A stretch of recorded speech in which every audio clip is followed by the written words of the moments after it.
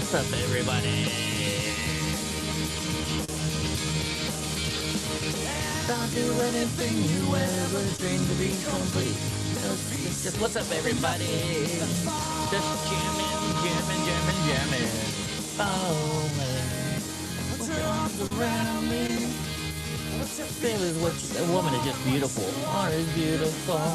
Oh hey, wanna get married? Look at that Thunderbird. I never even noticed that in the background.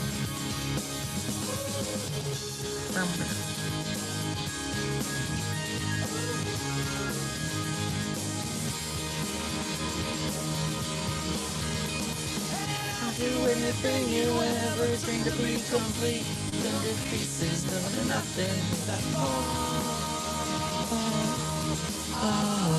Hey. Put your arms around me. What you feel is what you are, and what you are is beautiful. Oh. You wanna get married, run away. I wanna wake up where you are.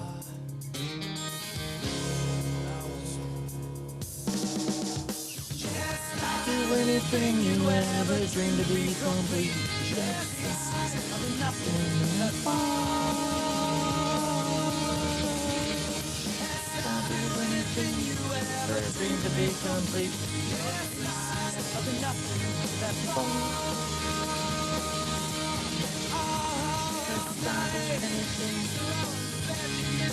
I'll just slide into my room. Run away, run away, run away.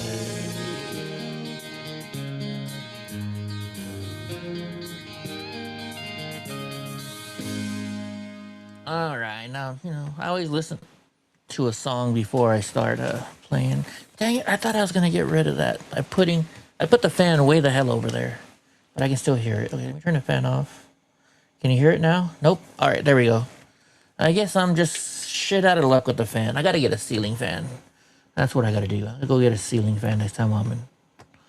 Get that done. How's everybody doing today? Y'all having a great day? We're back at war, and I'm not surprised. I'm not surprised. I knew those fuckers in Iran would never hold up to their deal. Why would they? Well, they just used our time with this peace ceasefire, so that way they could go and just rebuild. And I think I said that from the minute we started this ceasefire, if I remember correctly. I could be wrong, but I'm pretty sure that's what I said. Yeah, in fact, it is what I said, right? Also, I got a new gem here. This was I made Donnie a new little. We were messing around with AI last night. If you weren't on the show, we made Donnie a new little thing. I am Donald J. Trump, the service dog, and do not forget it. The best service dog, tremendous. I am Donald J. I love it. I love that one so much. I love that one so much. You know what? We should add the other ones I made last night. I'll add them later. But speaking of bombing Iran, this is one of the ones I made last night too, and it says I can start over and make more tonight, hopefully. So, DJT reporting from Trump 401. Nice. I made that one. And this one. DJT reporting from Trump Force 1. Bombs away. I think I'll be able to make some more. I'm supposed to be able to make more tonight, I said. It's just the plan I had. I can only make so many at a time. DJT reporting from Trump Force 1. Bombs away. This one's my favorite one. That's my favorite one. That's the one I've been reposting on stuff today. Anyways, what's up? I'm guessing. Let's see who's here. I knew it was Gavin. I knew it was Gavin because Gavin sets his alarm. Gavin's on the regular all the time because, well, Gavin's got it like that. Gavin is a badass like that. Gavin, and now Bond Girl seems she's going to be coming every night too. We got a new friend that's going to be showing up every night. Although she's going to a concert tonight, so we won't see her tonight. But hope she has fun, right? What am I looking for here? What am I looking for? Anyways. Oh, man. I got it at the very end of the show. Not at the very end, but at the end of my links so far. Oh, man. We got Corinne Forever. Oh, my gosh. I can't believe we're gonna show something from Corinne Forever. I couldn't even stomach watching it once, so I waited to watch it with you guys. We'll see. But the Gateway pundit shared it, so I don't know what to do. But we're gonna watch it anyways. Let's get started here. All right, this was this morning. President Trump says they've taken too long to negotiate a deal. Now they will have to pay the price. President Trump putting the Iranian regime in his crosshairs after the U.S. launched defensive strikes in response to an American helicopter being shot down near the Strait of Hormuz. Iran's military is a complete and total mess. The bully of the Middle East is dead. Well, let's see. Let's see what happens with it. I understand that, they're doing more right now as we speak. But I understand that he says, well, there's nothing to take out anymore. Now he's going to start targeting their nuclear power plants and similar items. So we'll have to see. They didn't show who they were targeting just quite yet. So here it says President Trump exclusively tells Trey Yingst that the U.S. is getting close to ordering new strikes against Iranian power plants and bridges. This is what I'm talking about here. Let's see what's going on with this. I just got off the phone with President Trump, and he gave Fox News some brand new details on what happened with that Apache helicopter that went down earlier this week and provided his thinking on where things stand with the negotiation. I want to start with a story the president told me, new details about the downing of this U.S. Army Apache helicopter. President Trump tells Fox News that the Iranian drone lodged in between the two pilots in this helicopter. They were flying very low. And at that point, the drone didn't explode as it had intended to. And so these pilots were trying to take down the helicopter with the drone lodged into this gunship without it exploding. And at any moment, it could have exploded, the president told me. And he said it was on fire. There was a lot of heat inside the cockpit of this helicopter. And ultimately, these two pilots were able to take it down into the sea, where ultimately they were rescued for the first time in U.S. military history by an unmanned sea drone. Now, President Trump also talked about the U.S. This drone hits the Apache Iranian radar systems and air defense sites. He said the Iranians had tried to rebuild during the ceasefire their defensive capabilities, but they were unable to stop these U.S. strikes overnight, and they were hammered by U.S. fighter jets. Now, interestingly, President Trump told me that he is getting close to ordering new strikes against Iranian power plants and bridges because he says the Iranians are tapping the United States along when it comes to the negotiating process. He says the bully of the Middle East is dead. And he told me I may keep going when I asked him about a possible response to the Iranian missile fire that targeted U.S. forces in Kuwait, Bahrain, and Jordan overnight. The president said they had a chance to sign a deal and survive, indicating again that he may order new strikes against the Iranian regime in response to their dragging their feet at the negotiating table. Again, though, the latest information that we got from President Trump about that helicopter that went down earlier this week, really a remarkable story. The president called it a miracle. This drone hits the Apache helicopter, lodges between the two pilots. It's on fire, and there's a massive amount of heat coming out of the drone, but it doesn't explode. And these pilots very quickly, within seconds, because they're flying very low, take the helicopter down into the sea. And then ultimately, about 2 hours later, according to U.S. Central Command, they are rescued for the first time in U.S. military history by an unmanned sea drone. Again, the president ordering those strikes overnight to target Iranian radar systems and those air defense sites that the Iranians have tried to rebuild during the ceasefire. They weren't supposed to do that, but the president said just a few percentages of that defensive capability they were able to rebuild. And President Trump says they took out about 55% of what they were even able to rebuild. But just a remarkable story about these U.S. pilots from the Army that were able to survive this ordeal against an Iranian drone lodged into their helicopter. And again, President Trump ordering those powerful strikes overnight to send a message to the Iranian regime that he is not done. And if they are unwilling to make a deal, the president tells Fox News he may keep going. Interesting. And so I was asked to look into this new drone. Because we talked about this a little bit last night, but we didn't really talk enough about it. So let's look at what is this new Water drone the U.S. used to save the helicopter pilots. So let's see what this new drone is. This is something they never used before. And let's do a little research on this new drone. Somebody asked me to do it. So the water drone is the Saronic Corsair, a 24-foot, about 7.3 meter autonomous surface vessel or unmanned surface vessel made by Saronic Technologies. It was first used in it was used in a first of its kind rescue on June 9, 2026 local time, after U.S. Army AH-64 Apache helicopter went down in the waters near the Strait of Hormuz, off the coast of Oman. 2 crew members were rescued by this drone boat, which is operated by the U.S. Navy's Task Force 59, the 5th Fleet. This marked the first known use of an unmanned surface vessel for a personal rescue at sea. So how the rescue worked, the Corsair located the pilots in the water, they boarded it, and it transported them to a safer spot where a helicopter hoisted them up, and the whole operation took about 2 hours.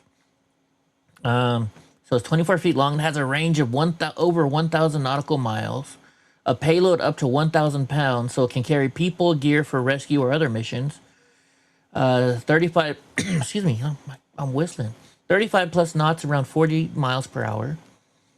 It's an AI, autonomous navigation, radar, cameras, satellite comms, diesel-powered, designed for multi-mission use.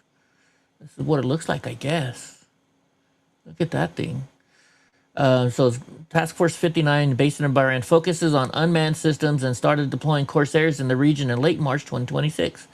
It's part of a broader U.S. military push for affordable, scalable drone boats to handle dangerous or repetitive tasks without risking crews. This incident happened amid heightened tensions with Iran. The U.S. said the helicopter was shot down. The Corsair proved... Wow, that's cool. That's cool. And so, I'm guessing... I wonder, could this drone also locate mines? I wonder if it could locate the mines that are in the strait, too, I wonder.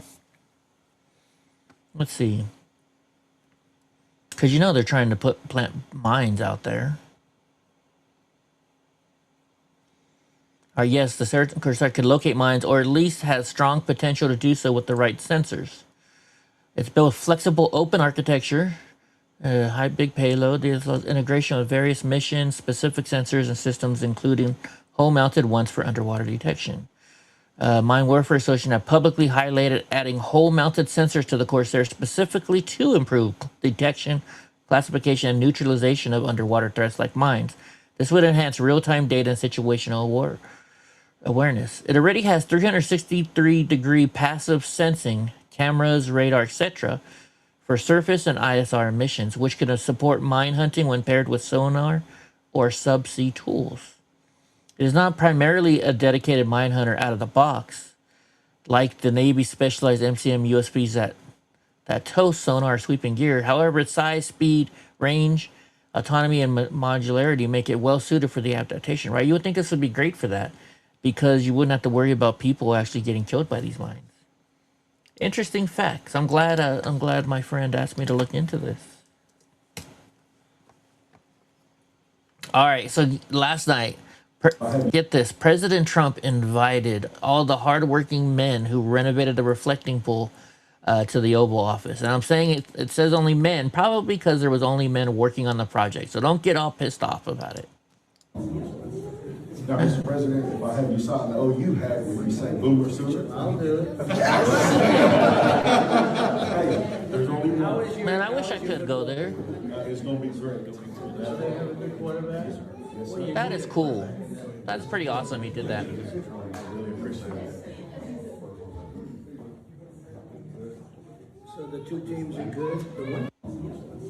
That's pretty awesome that he did that. That's really awesome.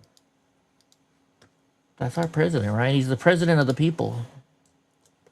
Unlike other people. Okay, Northern Ireland erupts after a Sudanese asylum seeker charged in brutal stabbing. Migrant houses were torched as angry crowds take over Belfast.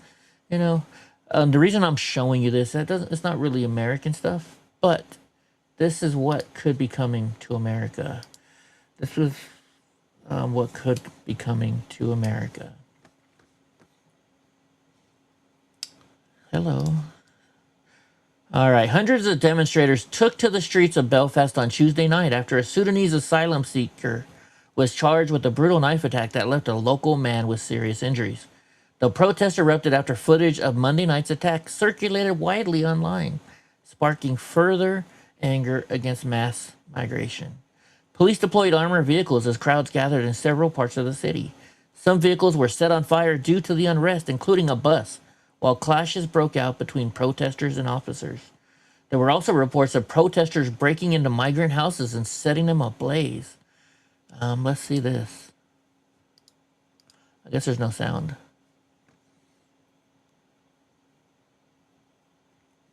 So I wonder if those are migrant houses that the government pays for, or migrant houses, just the migrants that live there now.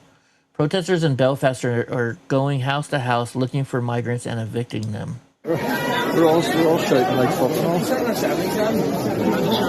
Yeah, you know, these are the condos of the UK, man. It's kind of crazy looking to seeing these condos, right? Everything's crazy over there. Do you know that in the UK, they have actual washers? Their washer and dryer for their laundry is in the kitchen. And it's normally just it's one of those single units that washes and then dries it for you.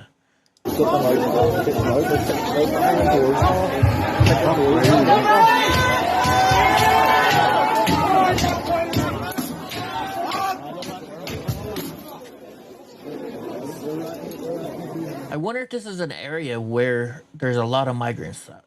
We'll have to ask about this.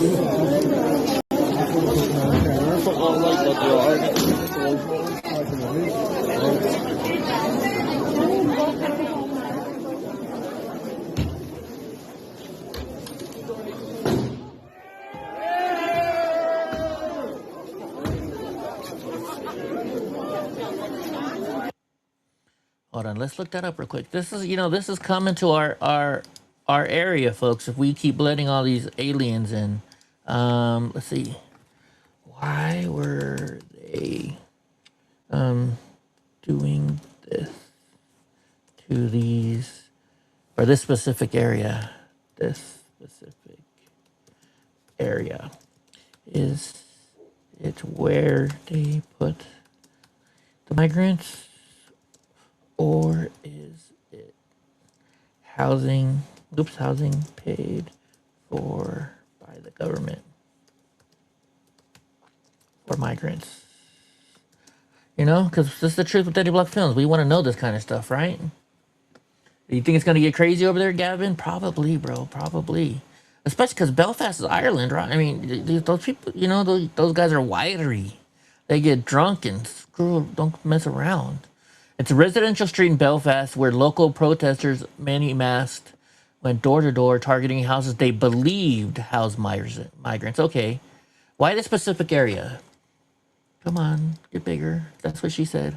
This happened amid riots sparked by a brutal knife attack the day before. A Sudanese asylum seeker was charged with attempted murder after allegedly stabbing a local man in a graphic incident that went viral. Tensions boiled over into anti-immigration protests, riots with crowds torching cars, buses, homes, and businesses.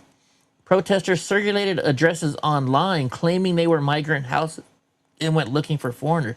Oh, so people were circulating these addresses. Go check these out. So yes, this was largely about government-supported or asylum-related housing. The UK, including Northern Ireland, has housed many asylum seekers in hotels, private rentals, and dispersed housing paid for or facilitated by authorities due to backlogs in policy. Oh, kind of like we're doing here in the United States, right? Gavin says most likely some IRA members stashed weapons after the trouble ended back in the day. Oh, I wouldn't be surprised. The IRA. The UK, including Northern Ireland, has housed many asylum seekers. Oh, wait. Locals in these neighborhoods have long complained about rapid demographic changes, strain on services, crime links, and lack of consultation. The specific streets targeted were ones with reported concentration of recent migrants. Not random private homes of long-term locals, but areas protesters associated with the recent influx. Some reports note families, including children, fleeing burning homes. But this isn't isolated. It's part of a broader UK unrest tied to immigration, recent stabbings, including the Henry Nowak case elsewhere, and frustration with government policy. Officials, including First Minister Michelle O'Neill and Prime Minister Keir Starmer, condemned the violence as disgusting cowardice and said it won't solve issues while promising arrests. Yeah, it's not solving the issues for you guys either, where you're letting in all these migrants, as you call them. Okay. So picture masked Belfast youth. The two Utes. Yeah, look at that. Residents had to be evacuated from their homes in East Belfast following the fires. All right, buddy, you want your treat? You want your treat? Okay. The victim, a man in his 40s, suffered severe injuries to his eyes, as well as slash wounds to his face and back. Police later recovered a kitchen knife from the scene. Video footage showed members of the public confronting the attacker before police even arrived. Senior officers later credited those bystanders with helping save the victim's life. The suspect, identified as a 30-year-old Sudanese national, has been charged with attempted murder, possession of a bladed article in a public place, and making threats to kill.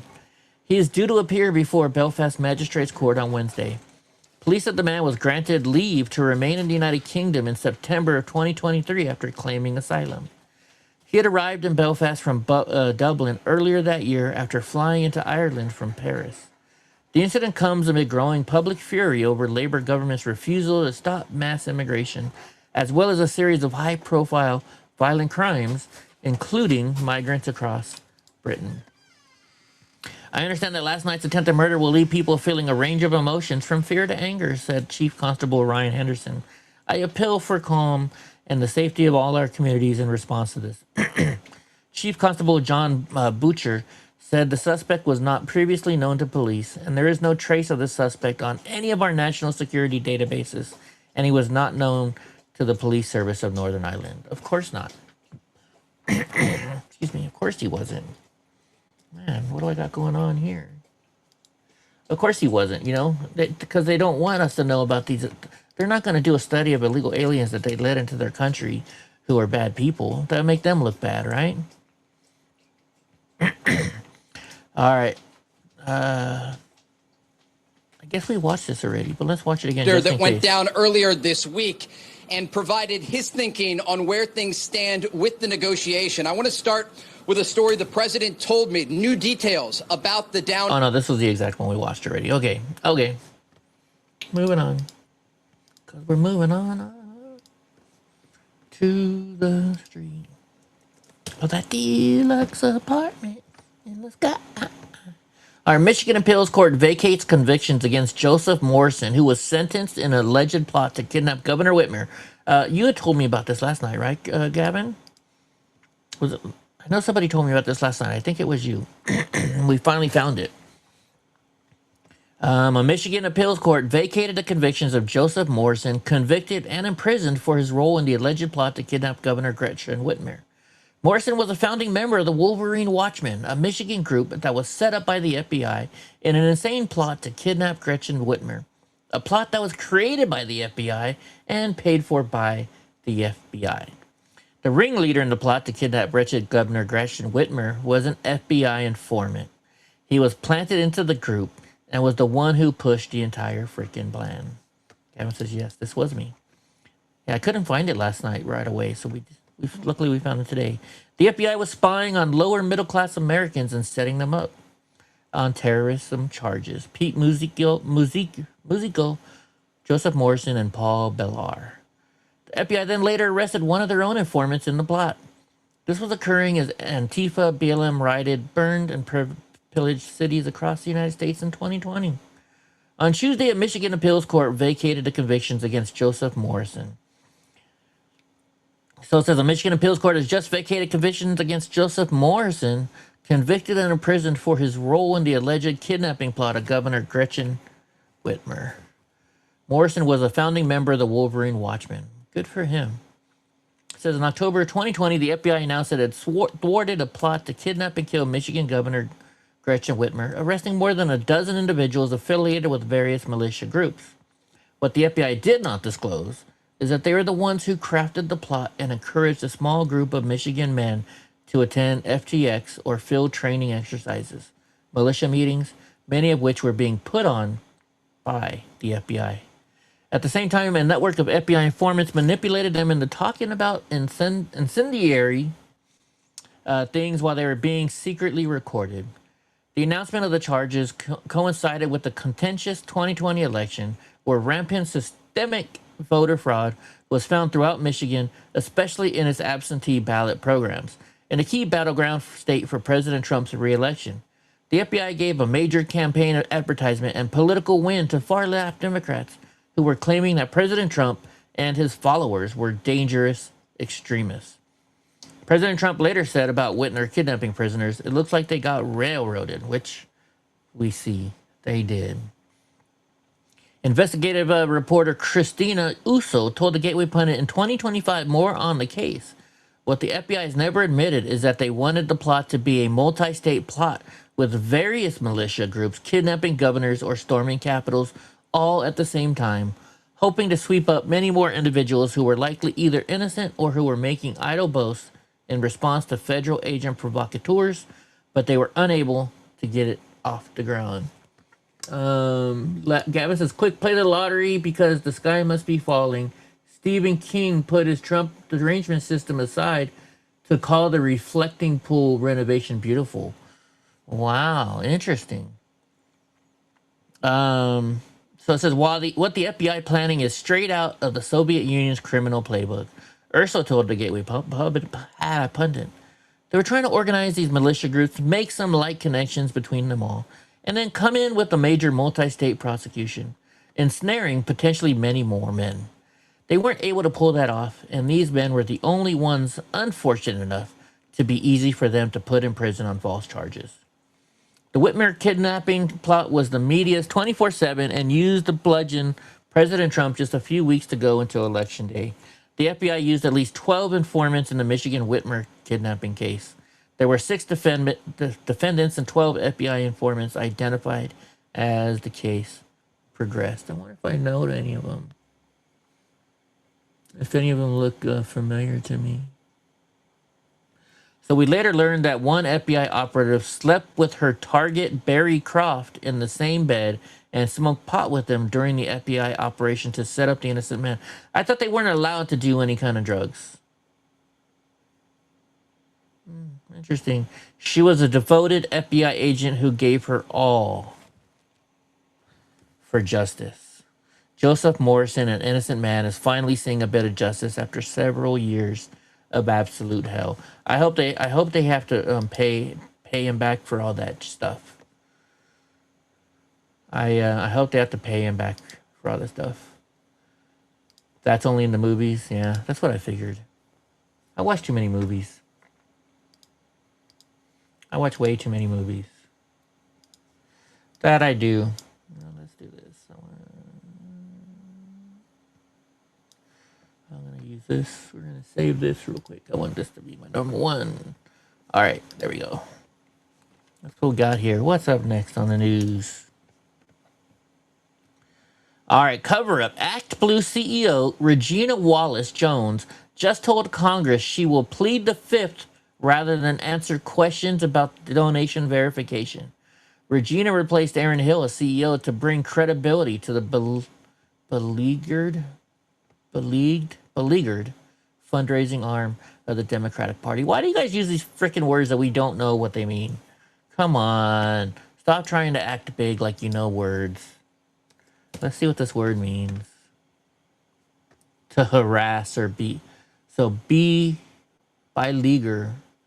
Beleaguer. Okay, I got it right. But come on, you don't got to use these freaking words like this. What's up, Gra? Your pet is on her way back to Minnesota, and your pet is... oh, my gosh. Hey, Gra, we got...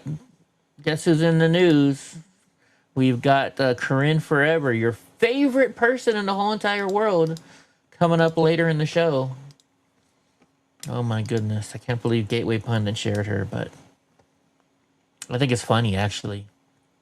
All right, Michael Doherty let a man go free who admitted to possessing child porn and brought dildos to have sex with a 13-year-old. He's running from Colorado Attorney General. The election is in 2 weeks. This is, you know, this guy. Why can't I think of his name? Alex Rosin. That's Alex Rosin. He's the guy that goes out and catches all these pedophiles. Let's watch this real quick.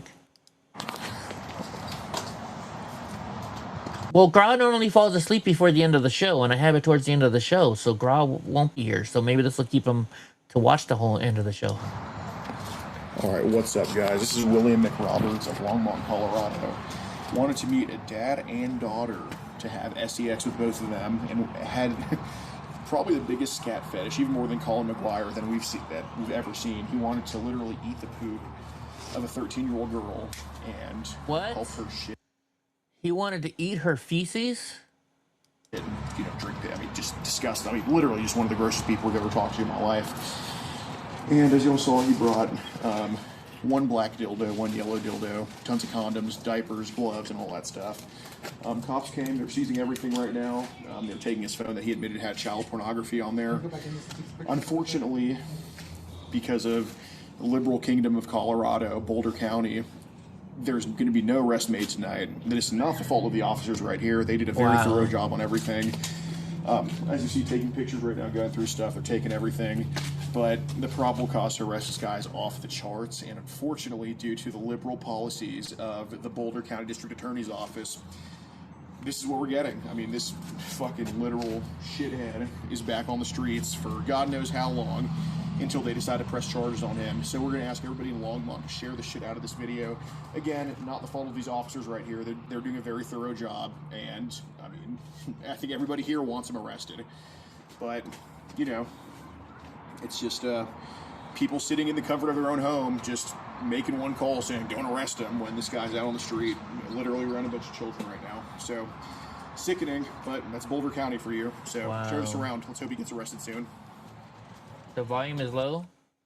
Oh, my bad. Do I need to play it again? Here, I'll play it again.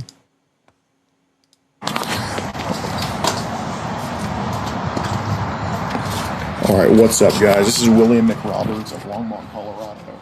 Wanted to meet a dad and daughter to have sex with both of them, and had probably the biggest scat fetish, even more than Colin McGuire, than we've ever seen. He wanted to literally eat the poop of a 13-year-old girl and help her shit and, you know, drink it. I mean, just disgusting. I mean, literally just one of the grossest people I've ever talked to in my life.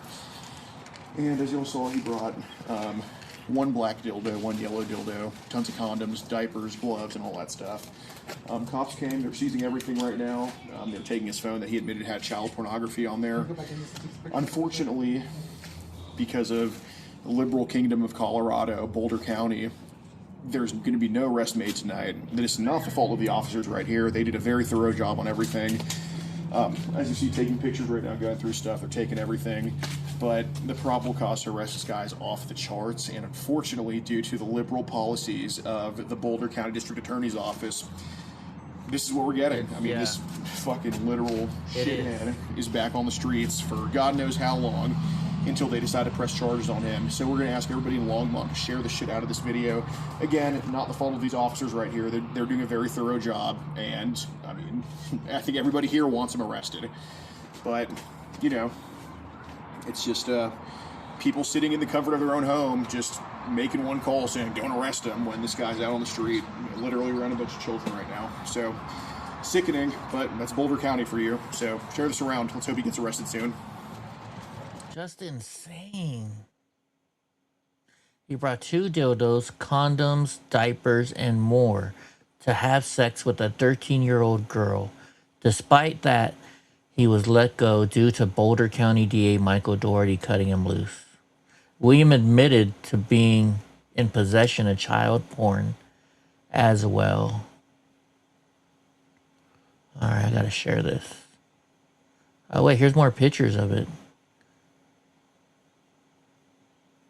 Let's see. Yeah, there's diapers. I don't know what all that stuff is. Tons of... Oh, that's all of Alex Rosen's paperwork. He always comes prepared with tons of paperwork. By the way, this guy, you know... it's like $10 a month over on Rumble, or not on Rumble, on what's the other one? But yeah, it's definitely worth subscribing to him. He does really good stuff, and he protects our children, you know? And it's just so disgusting. Just so disgusting what these people are doing. I would never even think that these people could do that. All right, so these people are just insane, says ALX. Dallas attorney Thelma Anderson reacts to the Carmel Anthony verdict. Pray for the Anthony family because they have been legally lynched for the last. You can't make this stuff up. Lynched for the first and foremost. Sorry about the sound. The one thing that I would ask for people to do at this moment is pray for. How can you be an attorney and still say axe? The Anthony family, because they have been legally lynched for the last year, and more so by this slaughterhouse of a courthouse, as well as the family of the Metcalfs. So the energy right now is very white supremacy. I'm curious about something. They have shown up to be the pigs that they display with hate. They are celebrating the loss of life and the loss of freedom. So that's the energy. We have a devastated family who didn't know that they was going to have to let their son go back into a holdover because we have an overzealous prosecutor who lied throughout this trial, who put on liars as witnesses in order to be a saving grace for the white community so that they can win an election. That's what it feels like right now. We already see the prosecutor make clear that he wants it to be a long sentence. Okay, I'm sorry, but looking at this guy, think of a white version. Who do you guys think? Think of a white version of this man right here. Not the voice, just the face. Who does this remind you of? To see.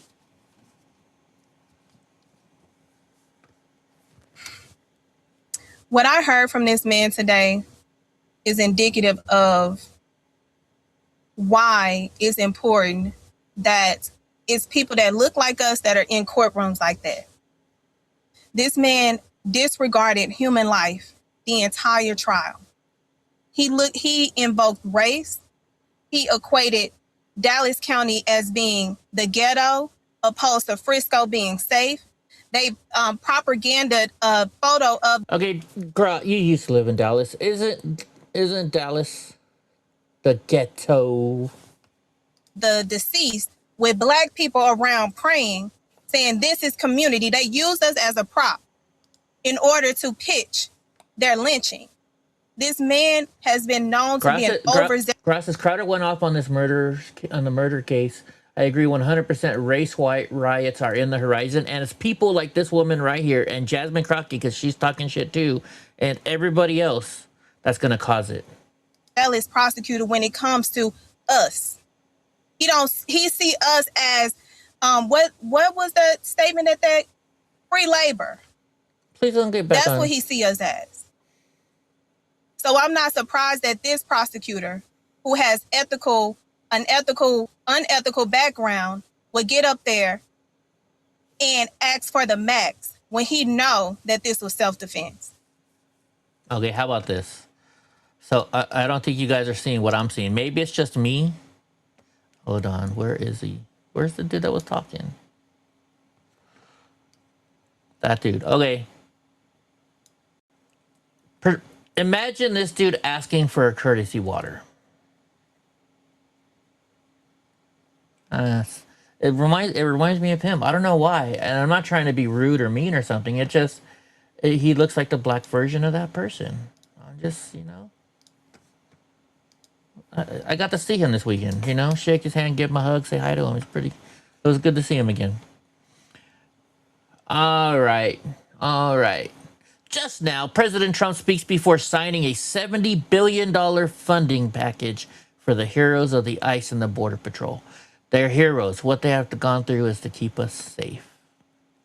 We'll give the heroes of ICE and Border Patrol, and that's what they are, they're heroes, what they have to go through to keep us safe, the support and resources they need to defend our borders, protect our homeland, and to keep America safe.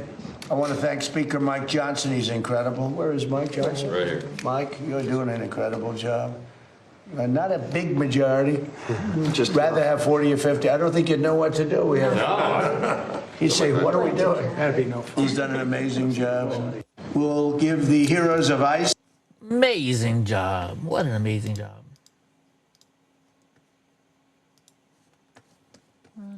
I got a song in my head. I was curious who gave him a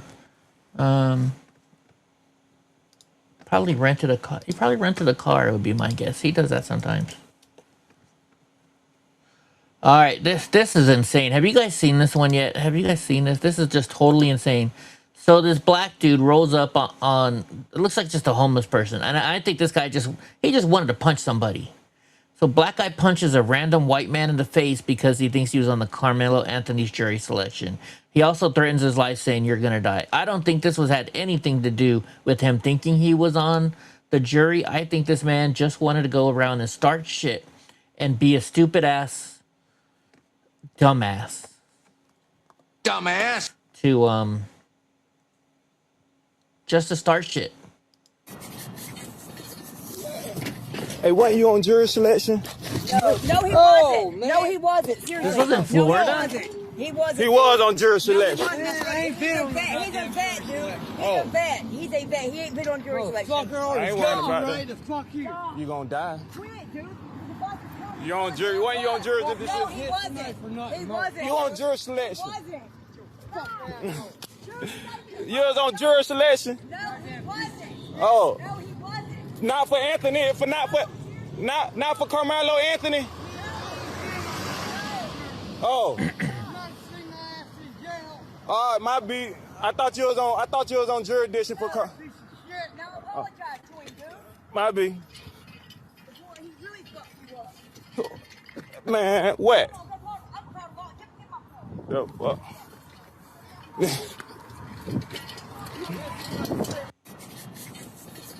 This is just this guy trying to start some racial shit and or get some clicks on the internet. And he got his clicks on the internet, right? Pisses me off, you know, people like this. And yet nothing's gonna happen to this dude. All right, watch 55 kids and teens charged in a massive Hershey Park opening day brawl that forced families to hide, and part of the teen takeover trend turning public spaces into war zones. I thought Hershey Park are they only open during the summertime or something like that? Oh, that's weird. Okay, Hershey Park, the iconic chocolate-themed Pennsylvania amusement park, turned into a frightening chaos for families on opening day when dozens of kids and teens began fighting and forcing riots to stop. Nearly 2 months later, Derry Township Police announced that 55 individuals between the ages of 12 and 19 have been criminally charged in connection with the brawl.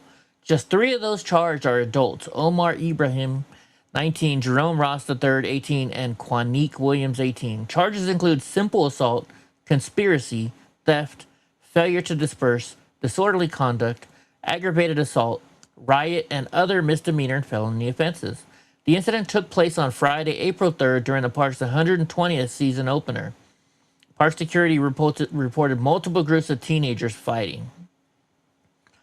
The police assisted security in breaking up the altercations, initially arresting 2 juveniles and 1 adult while removing several others from the property. The chaos was so severe that at least 1 roller coaster was halted mid-ride for safety reasons, and witnesses described parents desperately hiding their families under tables as the nightmare unfolded. Local media also obtained photographs and video footage of the violence. Okay, let's watch it. And new details after dozens of teenagers and kids were charged in an opening day brawl at Hershey Park. Cameras capturing the chaos at what's normally the sweetest place on earth. And this has been a 3-month investigation, and authorities are telling us tonight it's not over just yet. CBS 21's Yasmin Cowan speaking with the Derry Township Police Chief today, explaining how they went about charging that many people. Authorities are telling us tonight it's not over. She's like, why'd you send me, the black girl, to go report on black people? Over just yet. CBS 21's Yasmin Cowan speaking with the Derry Township Police Chief today, explaining how they went about charging that many people. Yasmin. Sounds of excitement and thrill can be heard at Hershey Park as people are riding rides, but those sounds were replaced by chaos and families fleeing after a massive fight broke out involving over 50 people. Working with various agencies, schools, school resource officers, juvenile probation, some county agencies to try to identify and make sure we had the right person. When speaking with Derry Township Police today, they described the chaotic fight at Hershey Park on April 3rd, saying 55 people were involved. The 3-month investigation took so long, they said, because of all the video they had to comb through that was posted online and taken by witnesses. Derry Township Police Chief Garth Warner says both teens and kids were charged, ranging from 12 years old to 19. Most people would think, okay, unless you're actually throwing punches, you're physically aggressive, then you're not. You're not involved. But that's not the case here. You have people that are, being charged with conspiracy, failure to disperse. Police say 19-year-old Omar Ibrahim, 18-year-old Jerome Ross III, and 18-year-old Quanique Williams, who are all from Harrisburg, are the adults who were charged. Court documents state it was 7 p.m. when someone first reported the large fight, and Derry Township Police responded with multiple police units. We're told the fight broke out between multiple groups of people. Footage obtained from bystanders show families fleeing, some hiding under tables, other parents using their bodies to shield their kids. And did you find it necessary to charge kids as young as 12 years old? If they were involved, they were going to be charged. Police say all 55 who were charged are facing various felony and misdemeanor charges, including riot, simple assault, aggravated assault, and more. Police did tell me that they're looking to charge more people as well. In Derry Township, I'm Yasmin Cowan, CBS 21 News. Yasmin, thank you. And following the charges, we reached out to Hershey Park to ask if the people involved would be permanently banned from the park and if officials knew who they were. A spokesperson sent us this statement saying, quote, "Safety is and will remain our top priority. The overwhelming majority of visits to Hershey Park result in enjoyable and positive experiences. When behavior falls short of our standards, we respond quickly and work closely with local law enforcement." They continue, consistent with Hershey Park's zero tolerance policy, those who do not abide by our policy will no longer be welcome on our property. More than 55 kids and teens charged after because this happened in schools because for us. Yet. So Yasmin, I know you spoke with the Derry Township Police Chief today because that investigation is still ongoing, but it took 3 months. So why did he say it's been taking so long? Yeah, it did take a long time because this happened April 3rd, the brawl here at Hershey Park. And he said it took so long because they had to comb through a lot of video that was taken by witnesses, video that was posted on social media, and just from speaking to a lot of people, they also utilize outside resources like RSOs and schools because they were trying to identify the kids that were involved. Again, the age ranges were from 12 years old to 19. So did he say if there were any challenges in identifying those people involved and if they're looking for anybody else as well? I think for them, the only challenge was they were just relying on the witnesses, and that's why they had to bring in the outside resources like the schools and the probation officers to really hone in on who was involved. And again, a lot of people took place in this brawl. Police say nearly 60 people, so that's why, again, it took them so much time. 60. And I know that you also had an opportunity to comb through some of those charging documents today that were provided by police. Did those documents give any more insight into what that day was like for visitors when that fight broke out?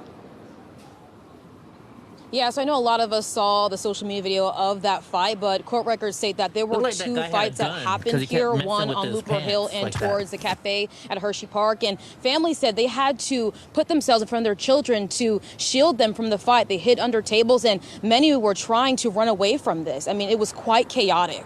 And I mean, we're looking at some of the video right now that viewers are seeing on their screen as well of that incident. So we know that there were those 55 involved. Do we know if anybody involved knew each other? Yeah, so he couldn't confirm to me if they knew each other. Okay, we get the point. It says this incident is the latest in a disturbing nationwide pattern of teen takeovers.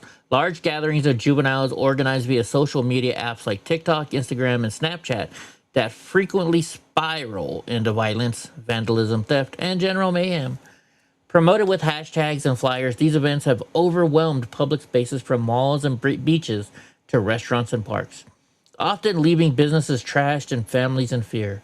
Recent violent examples include the March 29th incident at Bayshore Mall in Wisconsin, where hundreds of teens descended on the shopping center after a viral social media post, sparking fights and chaos throughout the mall and leading to multiple arrests.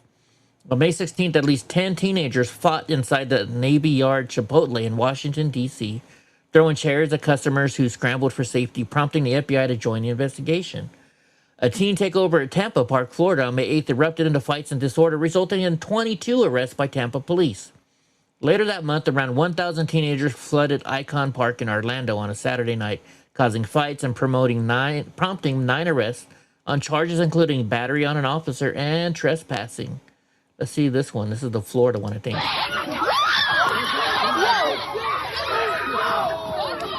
Nope.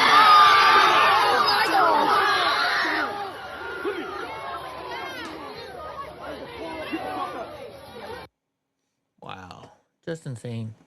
There have been dozens of others nationwide. Let's see.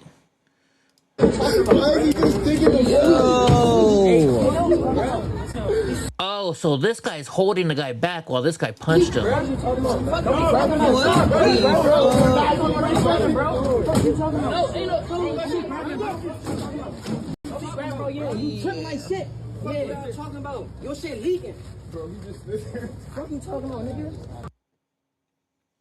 While social media has been a driving force, an extreme lack of parental supervision and lenient juvenile justice policies are what is really enabling these mobs. They have been almost exclusively minority teens, typically black. Uh-oh, they actually said the quiet part out loud, didn't they? Tampa, Florida police arrested over 20-plus people yesterday after a massive teen takeover turned incredibly violent, with teens punching each other. That's a lot of people.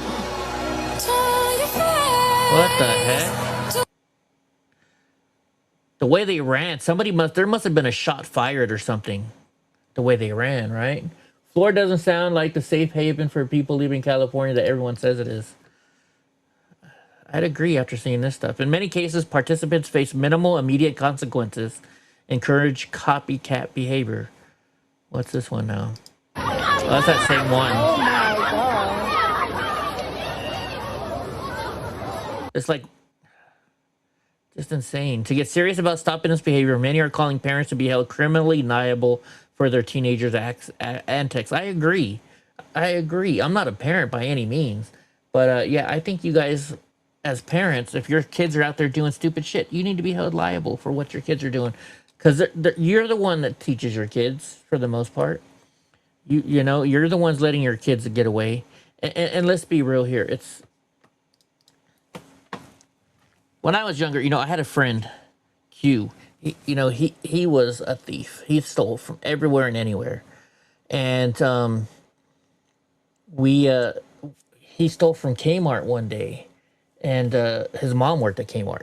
And so we're in his room going through what he stole, right? He's like kind of showing off, hey, look what I stole today. And what he would do is he would steal the stuff, and then he'd pay somebody to go and, or he'd share the profits with somebody. He's like, hey, you go return it for me, and I'll split the money with you. And so my friend was going to do it for him. So he's going through the stuff, and his mom walks in.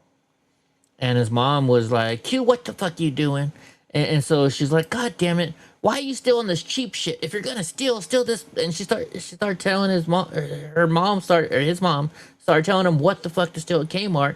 And then she said, and then make sure what you do is, instead of just stealing the shit, you have your friends go in there, send them through my line, bring a candy bar with, and I'll only charge them for the candy bar. And that was the mom. Like, instead of getting mad at the kid for stealing, she was like, you're doing it wrong. Let's do it this way. Just insane. All right. Representative Brandon Gill was on the Benny Show today. For Carmelo Anthony would have been real justice. He says he should have got the death penalty. Let's see what they're saying here. The Carmelo Anthony verdict yesterday, I mean, that was justice. That's the justice system working the way that it should. I mean, this was horrific. This was a guy who went into another team's camp at a track meet, was told to leave 15 times, stabbed a guy for really no good reason that anybody can discern other than just pure barbarity, and should be in prison for a long time. I agree with you. I mean, real justice would mean the death penalty. but 35 years is something that I think we can at least be proud of. The Carmelo Anthony verdict. Yeah, 35 years. But, you know, hopefully he doesn't get let out on parole early. All right, so get this exclusive. The Give, Send, Go will now shut down the fundraiser for Carmelo Anthony after his murder conviction. The fundraising platform will release a statement in supporting and praying for the Metcalf family. You know, all that money, I think all the money that's in that Give, Send, Go, they're gonna try and get it back. I think the government is gonna try and sue or take all that money, right? Gavin says, that's not always the case, Eddie. Your parents don't sound like they raised you to get into trouble you got into. Same on my end. We made those choices. I don't think parents should be punished. You don't think the parents should be... I think the parents need to have part of... The parents should... I think the parents should have... I don't know. The parents should be more involved. I see what you're saying. I really do, Gavin.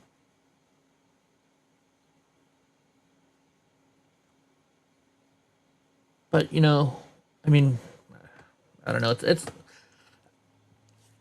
my parents always taught me not, if I even called my mom's friends by their first name, she'd slap the shit out of me, you know? We were taught a certain kind of behavior and respect. I don't know. I don't know, to be honest with you. I really don't know what to say to that. Something we got to think about, though, right? Do they keep the money that was already raised? I don't know. I think the government's going to try and get it back from them somehow, but we'll find out. All right, breaking news. President Trump says he is going to continue bombing Iran very hard after it shot down a U.S. helicopter over the Strait of Hormuz. We're going to be attacking them very hard. Let's see what he says. Sort of Mr. President, on Iran, you posted this morning about Iran. You They said did, it's taken too long to get to a deal. I want to make sure They I quote you did. correctly. You said that now they will have to pay the price. Yeah. What did you mean by that specifically? Well, we're going to be attacking them very hard. Resuming bombing? Yeah, well, we are. Based on the helicopter, I guess we have the right to do that. You know, they shot down a very incredible, actually an incredible machine. And at first they said they didn't do it, then they admitted they did. It was sort of easy because we have the bomb. We actually have the bomb. Got very lucky that bomb didn't explode. That bomb was lodged in the helicopter, it didn't explode. It was on fire, but it didn't explode. Those two guys, they knew how to fly, but they got very lucky. And then we had the unmanned boat going very, very fast at speeds that you wouldn't want to go. That's why it's unmanned, I guess, because nobody can go in that. But they rescued, so both people are, fortunately, the pilots are okay. No, look, I've been working with Iran for a number of months, and they should sign their deal. No. It's a good deal. It doesn't give them the right to have a nuclear weapon. In fact, it totally prohibits them from ever having a nuclear weapon. And it was just tap, tap, tap. I don't know what they're doing. So they then shot at our helicopter. Very expensive helicopter, by the way, but much more importantly, the two men, fortunately, they're okay. But an amazing rescue. If you ever get a clip, you won't believe the rescue, how cool it was. The equipment we have. Look, we have the strongest military in the world. And I gave them a break at the request of Pakistan. The Field Marshal and the Prime Minister of Pakistan are great. We stopped them from going to war with India. You would have had a nuclear war if it wasn't for me.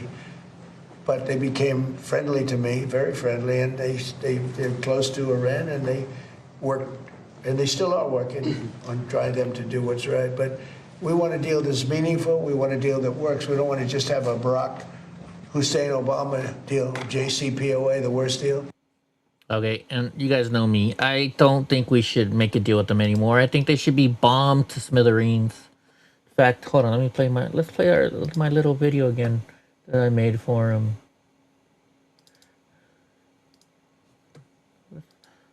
This is what I say we do to them.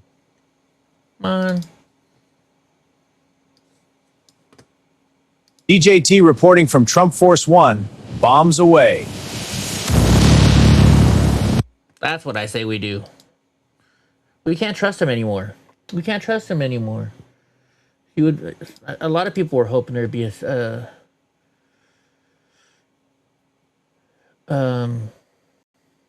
deal made already. I'm hoping no terrorists try to pull off an attack in D.C. on Sunday. Is it Sunday or Saturday that the fights are? Yeah, Gross says I say finish the job. I agree. I totally agree. We'll never be able to trust these folks. All they're gonna do is just come after us and come after us and come after us and come after us. They're never gonna stop. They asked for a ceasefire so they could get away and spend some time rebuilding their military. That's what it was all about. Okay, here's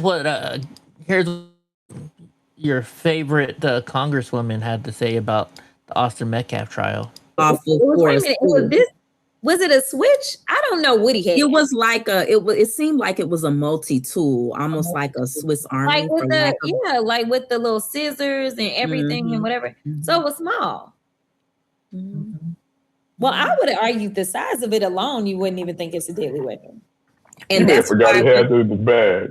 If it was one of the little, like I don't know, like I do think. Well, that's why he went to his coach and was like, but I don't think I heard him that bad. She said a whole lot more stuff, but I'm not giving her the time. And all right, here's your few minutes or few seconds, Gavin. You guys can talk about if she got bigger boobs or smaller, or her boobs are still the same. Sunday fights. She can't understand normal thinking. Yeah, she doesn't have much of a brain, does she? I don't know how she got through law school. I really don't. But then again, nowadays anybody can graduate anything. They just pass everybody and pass everybody. Yeah, she also said his fist was a weapon, right?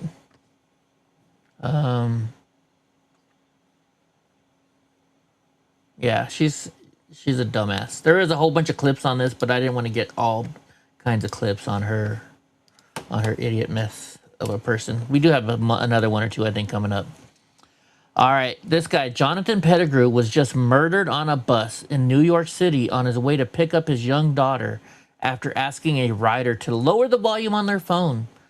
Police and media are only identifying the suspect as a teen with a white shirt.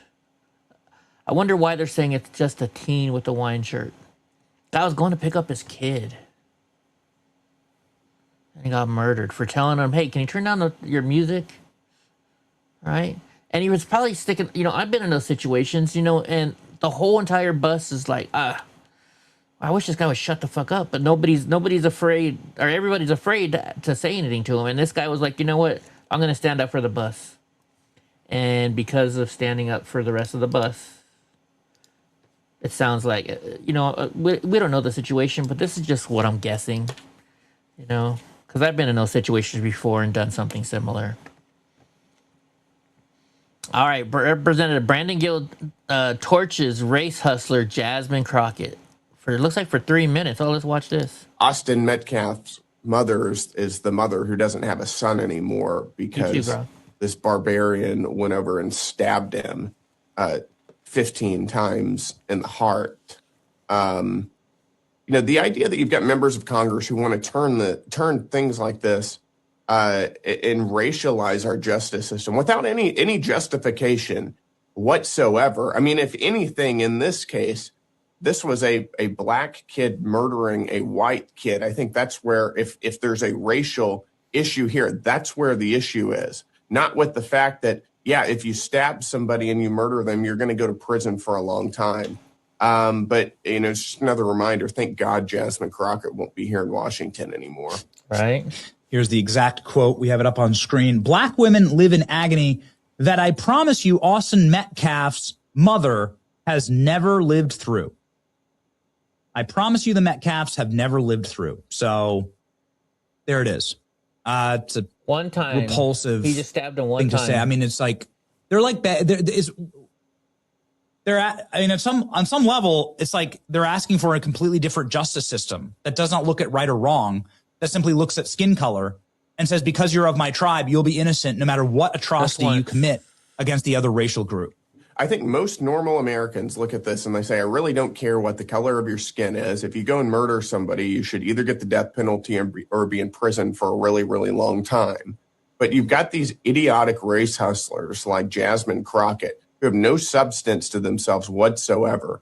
Intellectually, politically, it's why she's lost her Senate race, who want to turn this into some sort of racially divisive race war and suggest that somehow because this kid is black or because his mother is black, he should be given some sort of special privilege in our justice system. I mean, there's so little coherence to what she's saying.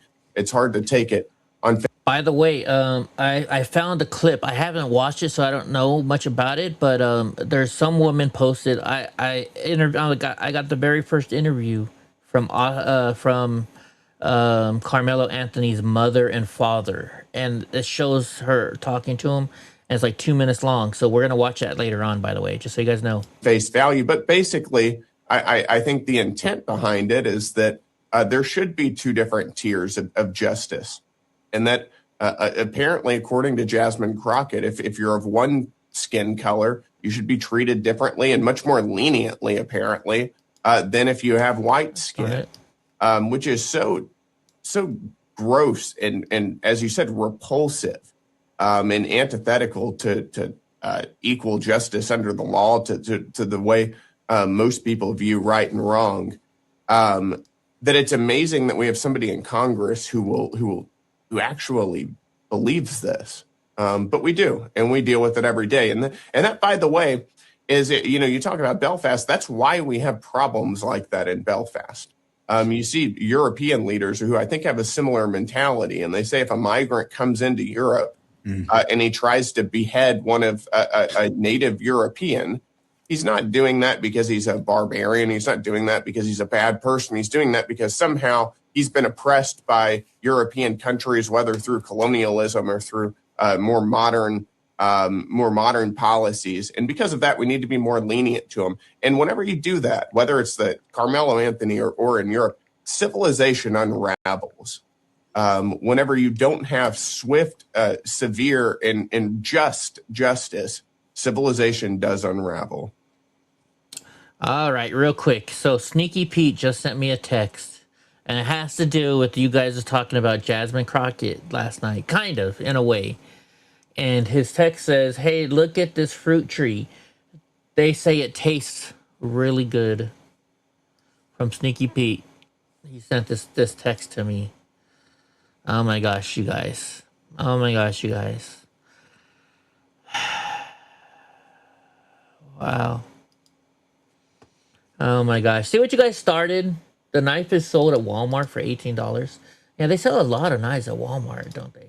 I used to buy knives from Walmart, but now I have my zero density knife and I don't ever need another one again. I got this bad boy here. All right, Jim Jordan. This was from the hearing today that had the Act Blue people on, talking about Act Blue. So let's see what it says. And we won't keep you here all day, but let me just do one more. Did you weaken your fraud standards to help Democrats? On the advice of counsel, I respectfully decline to answer the question pursuant to my Fifth Amendment rights under the Constitution. And we won't keep you here all day, but... So apparently this is what this woman said all day long was, I'm just going to plead the Fifth. I'm going to plead the Fifth. I wonder if the Nightmaker will fill... Oh my gosh, Gavin, that's wrong. That's wrong. That's wrong. Oh my gosh, that's wrong.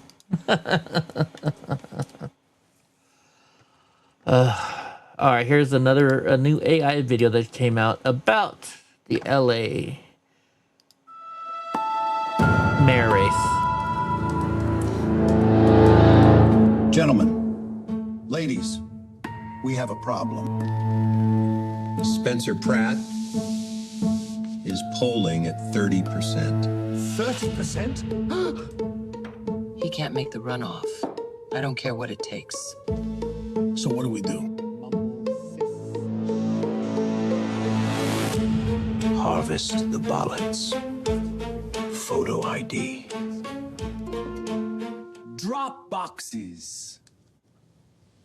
Can we do all that? Since the Save America Act hasn't passed, we can do all of this.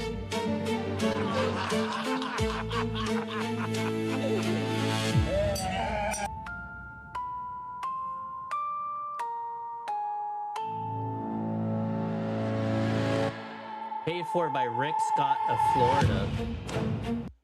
Oh, that's a Rick Scott thing. Do you want me to ask her out? Oh, okay, I guess. I don't even know her name, Gra. How many times did the lady plead the fifth today in the House hearing?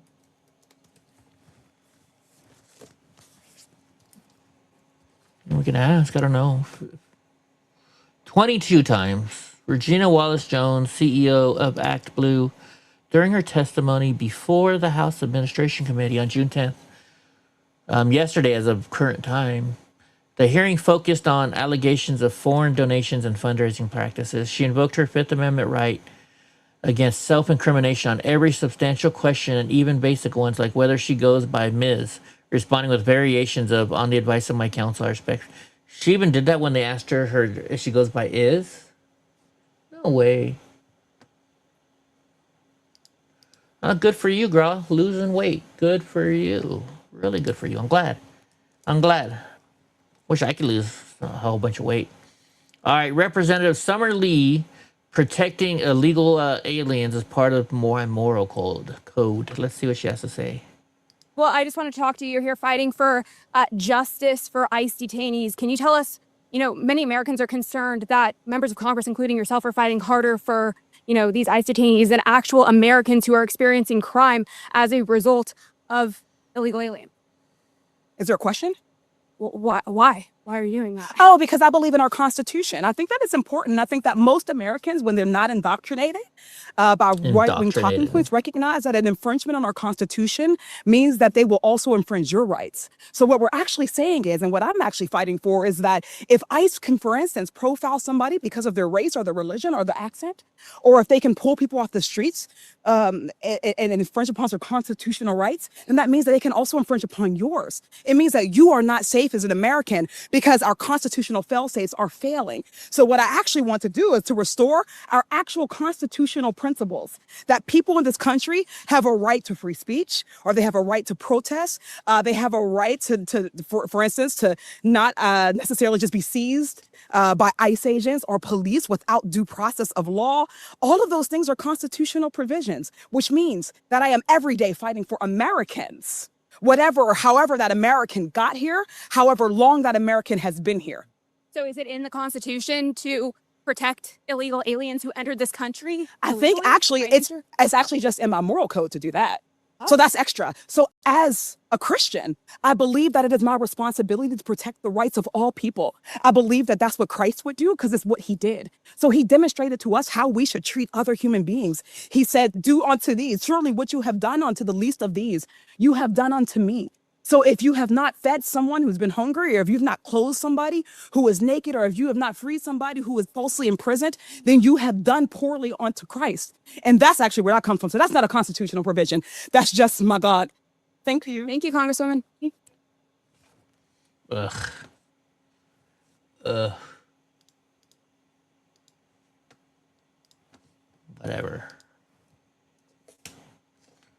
Whatever. All right, Miss Rachel. Miss Rachel is some big thing in New York City, right? I think she's like some child star. She's not a child, but she's like a Mr. Rogers' Neighborhood type program, right? She's outside Delaney Hall, Department of Homeland Security Center, New Jersey, singing about knocking down walls and freeing criminal illegal aliens. Let's see. I'll sing from here and you sing from there. Together we'll sing down the walls everywhere. With love in our hearts rising up like the sea. Together we'll sing until everyone's free. I love you guys. I love you guys. Oh, shut up. Liberal white women. What's up, Serene? As a Christian, I will be imposing illegals and their crime on the rest of you. Why aren't you showing it? There he goes. What's up, Serene? The voice of angels, Hell's Angels, says Gra. All right, while speaking about the July 1st USMCA renewal deadline, President Trump dropped a bombshell on the 2020 election. Let's see what he dropped. Wasn't typos. Then NAFTA was the worst trade deal we ever had. USMCA did one thing that I loved. After 6 years, it comes up for renewal. Does she? I don't know that I'm going to renew it because, to be honest with you, the United States does much better. Hey, we don't need anything that Canada has. We don't need anything that Mexico has, but they need everything that we have. And they have to treat us better. You know, with Mexico and Canada, we have trade deficits. We should have surpluses with them. We don't need their cars. We don't need their lumber. We don't need their energy. We don't need anything that they have. So the primary thing that I got, it was a much better deal than NAFTA. Much, much better. It was sort of a good deal. But it was a great deal for one reason. It gave the right to terminate. And who would have thought that I was, you know, they just didn't want to have it during the 4-year period when I was president. So now they made it so that I wouldn't be president. And because they rigged the election, the second election, as you probably hear and probably know, most of you know that happened, and now it's been proven. And it will be proven as time goes by even more so. We have things that you won't believe. When we release the full files, you're not going to believe how crooked the 2020 election was. But who would have thought that it comes due in my term? I mean, this was, thank you very much. So it was very important that we be able to do that. So we're talking to them. We'll see if we do something. All right, so NAFTA is a North American free trade agreement. We'll look up in that 1 second. Gavin says, new plan, let's expel all these open borders policies and transfer them to humanitarian roles overseas and get some folks who give a fuck about citizens and legal immigrants in office. Yeah, all right, let's look up NAFTA. So that way everybody, for those of you that don't know what NAFTA is, like I said, it's the North American Free Trade Agreement. But the exact details of it. Okay, NAFTA, known as whatever, was a trilateral trade agreement between the United States, Canada, and Mexico. It was signed on December 17, 1992 by U.S. President George Herschel Walker Bush, Canadian Prime Minister Brian Mulroney, and Mexican President Carlos Salinas de Gortari. Its effective date was January 1st, 1994. It created a free trade area by eliminating or reducing most tariffs, trade barriers, and investment restrictions among the three countries, building on the 1988 Canada-U.S. Free Trade Agreement. It covered goods, services, agriculture, intellectual property, investment, government procurement, and dispute settlement. It was one of the most comprehensive trade deals of all times. So it gradually phased out tariffs on most goods, facilitated integrated supply chains, especially in industries like automobiles, electronics, and agriculture. It included side agreements on labor and environment, groundbreaking at the time, though enforcement was limited. It introduced investor-state dispute settlements mechanism and modern provisions. It significantly boosted trilateral trade from roughly $290 billion in 1993 to over $1 trillion by the mid-2010s. Mexico saw a sharp rise in exports. Effects on jobs and wages were mixed and debated.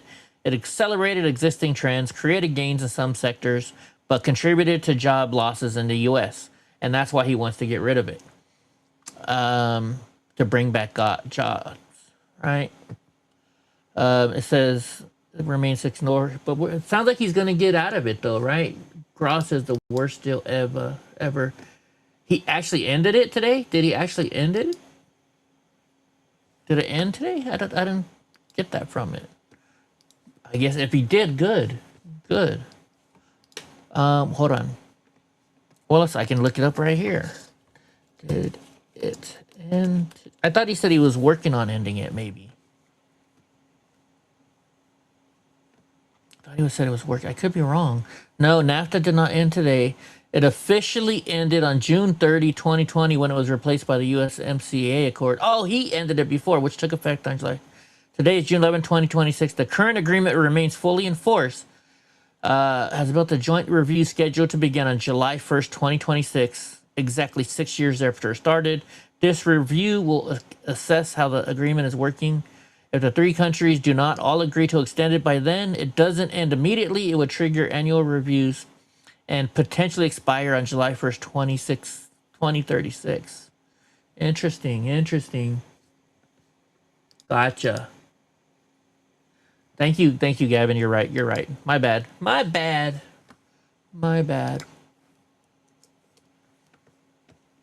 All right, Democrat Representative Summerlee, who we just saw, says Black Americans will stop voting if they start thinking they will never be paid reparations. So Black people are going to stop voting because they're not going to get reparations? You know why she's saying that? Because that's bad for the Democrats. Let's see what she's saying. As they are playing psychological warfare with us, they are hell bent on beating us down to our face and then telling us that, we're the ones who are crazy. And we got to fight back against this. So, you know what? I have just not engaged in that topic of them trying to give insurrectionists some dollars. Because we got to control the things that we can control, and they want Black folks to feel like they're poking, like they're knocking the wind out of us, right? That's what they need us to feel that way. Because if we feel empowered, if we feel like we have even a tiny bit of momentum, Real quick, I'm sorry, I just can't help but notice. So I was looking at the football. I was like, "Is that a Patriots football?" But then you start noticing, look, her light shade is off angle. There's all kinds of shit just thrown on the desk right here. I mean, I'm just looking at this like, wow, I try and do my best to let people see my mess because I'm a messy guy. Let's be real, I'm a messy guy. But yeah, I'm surprised she's going on camera like this. They know that we have enough power to do damage, positive damage, good trouble damage, or whatever. Good trouble. That's it. Good trouble. But yeah, it's absurd, and that's what they do because again, they're trying to. I mean, look, this light's not even plugged in.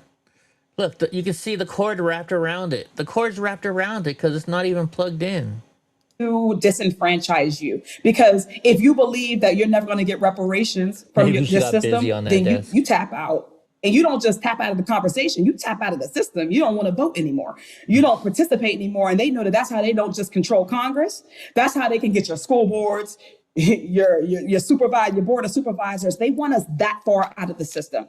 So right now, we fight for reparations because it's owed us. It's not, you're not owed reparations. So we're not going to back down on that one way or another. I'm not shocked that my colleagues are not on it, that Democratic colleagues aren't on it. Again, there is a level of comfort in this building that sustains people. And I know that the people who don't want reparations back a lot of my colleagues, Democrat and otherwise. So no, I'm not shocked. But it is why we have to keep people on the outside encouraged. So it's not that we have to cancel out the news when they're doing shit like that. We can't cancel out the news. We got to live in reality. But we have to counterbalance that with our plan, our organizing plan, with how we're going to build this coalition, who we're working with to move the needle on this. And I think that our time is really well spent there. Gavin for the win again. Black people don't need, nobody alive today has been a slave that is Black. I shouldn't say that because there's slaves everywhere still, but you know what I mean. These people asking for reparations, they just want a money grab. They're just trying to find any reason for the government to give them some free money so they can go waste it. And I tell you what, if it does happen, I'm gonna go buy me a rim shop and a Cadillac dealership because that's where all the money's gonna go. They're gonna go buy brand new Cadillacs and 30-inch rims to put on those Cadillacs.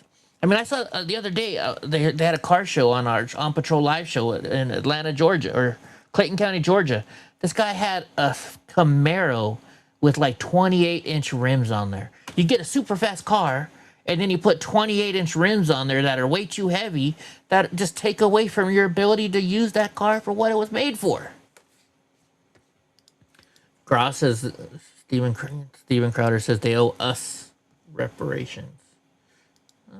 Maybe for having you never know. I don't know. All right, so look at this. Former Dallas City Council candidate Devontae Peters calls to dig up Austin Metcalf's grave, stab him again, and then free Carmelo Anthony. Look at this stuff. Just left the courthouse and any white person can get it. Get it. I don't even know how he's right. He says, I don't give a fuck, basically. And fuck it. Dig Austin Metcalf up and stab his ass again. This is the Democrats that have been running for office. This is the Democrats that they've been promoting to run for an office position. What is our world coming to, all right? Our world is just insane. Okay, so this dude is straight up calling for violence against white people, slapping, beating, shooting because of a court case he doesn't like. Let's see what this guy's saying here. Page, the lady's son that got all the time for killing the white boy, the football player, the white boy. I want to let you know something, sister. I'm one of them motherfuckers gonna set this bitch off. And your son gonna be free. And every other nigga gonna be free out that motherfucking cage from these crackers. Gotcha. Thank These you, crackers can kill us all day and get away with killing us like we don't mean nothing to the world when we is the power to this shit. We the guys and goddesses around this bitch. I don't know about no other sorry ass niggas around this bitch talking and protesting, telling my bitch it's time to start whooping their ass. And I'm setting that bitch off today. No, I'm setting that bitch off today. It better not be a white motherfucking life, better not say nothing today wrong. I'ma slap this shit out you cracker. I swear to God on my motherfucking life, bitch, I'm setting this bitch off. You white motherfuckers finna start getting beat on. And I'ma be the first motherfucker, I don't give a fuck if you in the ghetto, bitch. Like you say the nigga word, I'm knocking your ass out.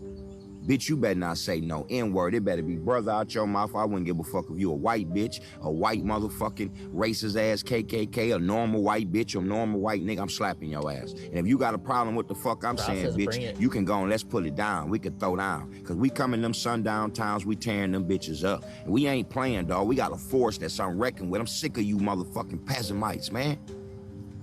Y'all bitches wake up, think y'all gonna keep doing this to my motherfucking people. Nah, bitch. That ain't how the game go. The game go like this. Beating on your ass. Nigga, fuck the president, fuck the government, fuck all you bitches on my land. Y'all can suck my dick, pull up, bitch, and I'm shooting. I'm sick of y'all now. Y'all gotta go. Y'all ain't to this planet, nigga. Y'all gotta go, bitch. I hate you motherfuckers. Yeah. I mean, can't make this shit up, right? I mean, what a freaking dumbass, right? Racist. Calling us racist. But yet, well, you know. How many of his people has he killed? Yeah, that's a good question to ask there, Gavin. My heart. All right, so Jasmine Crockett, I guess she's got to be on TMZ today. Let's see what's going on. Rep Crockett, you might have seen that Carmelo Anthony was sentenced to 35 years. I want to get your reaction to the trial. Okay, what's up with her eyes right now? I don't know. And look, you guys have said yesterday her boobs are a lot bigger. See, I'm telling you, it's just because she wears this jacket all the time. Trial and the verdict. My heart breaks for so many reasons. And so I was just speaking to a student that is shadowing me who wants to be a public defender. And so it takes me back to what actually made me decide to get into this legislative work in the first place, because I know that our systems are broken.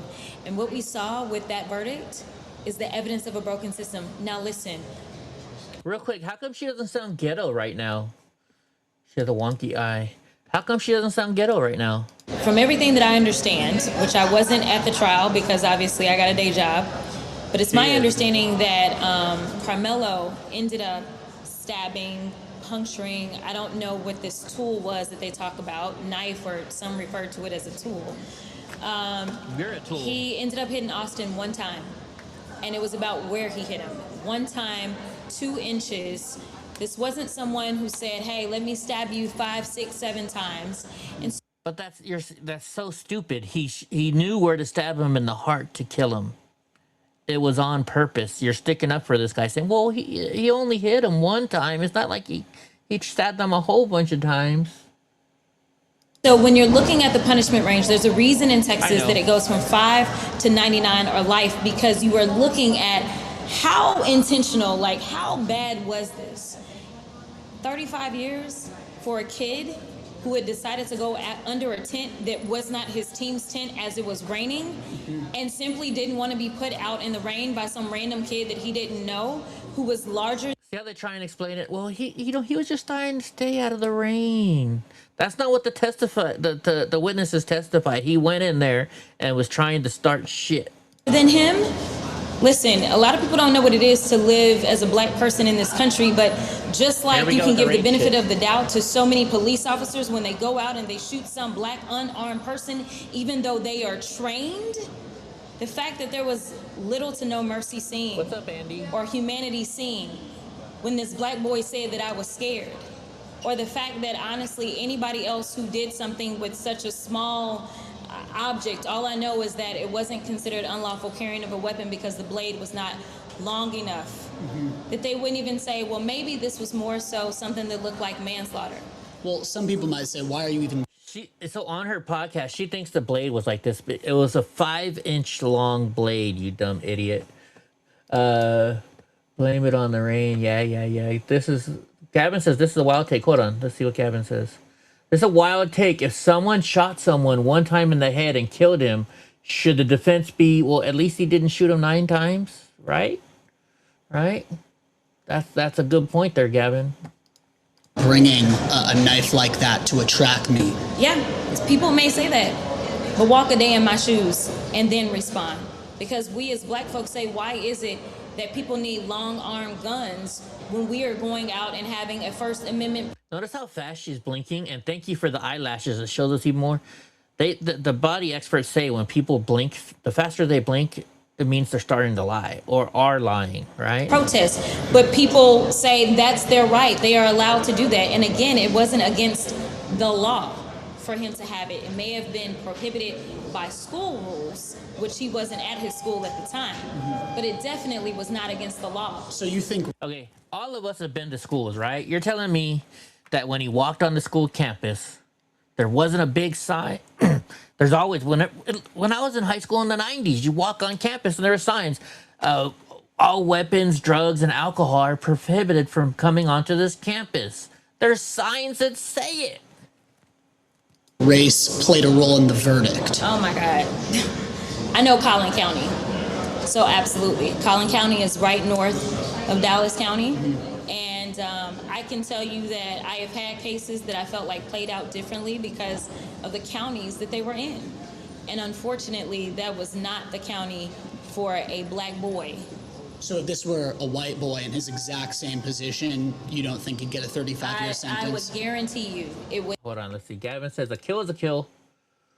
They completely ignore witness testimony. They complain about the sentence and say he should get only 5 years. They turn down a plea agreement for... Did they have a plea agreement for 5 years? Oh, I didn't know that. Wouldn't have happened. I don't even know if he would have been convicted, because if a white boy would have said that they were afraid of a black boy, something tells me that that jury that didn't have any black people on it, they would have believed him in his fear. Well, there's so many different opinions on this case. I mean, even your Republican colleague, Randy Fine, I mean, he's saying that he should get the death penalty. Your take on that? Again, racism. Race, you know, have they not learned that that word no longer has any kind of value anymore, because all you guys have done is use it over and over and over again. So glad she's out, like Andy said. So glad she's out. All right. And of course, this pops up next. Hundreds of black kids and teens brawled during a St. Louis suburbs 6 to 7 event at a trampoline park. Let's see what's going on here. The chaos spilled into nearby businesses with gangs of minors damaging property, threatening employees and customers, and prompting a large-scale police response. In one shocking incident, officers seized a butcher knife. A butcher knife. You know, a butcher knife is this big, long, you know, the big cleaver type knife, right? I think, hold on. Let's look what a butcher knife is. Butcher knife. Isn't that like the cleaver? Oh, no, I was wrong. Okay, a butcher knife is not a cleaver. I guess it's, oh, see, this is when I hear butcher knife, this is what I think of right here. That's what I think of when I think of a butcher knife. Isn't that a butcher knife? Let's see what they say. They took a butcher knife from a 12-year-old girl who admitted she took an Uber from Florissant specifically to join the fights after seeing them promoted on social media. Shrewsbury police were dispatched to a Sky Zone park around 3:42 p.m. after reports of a large disturbance.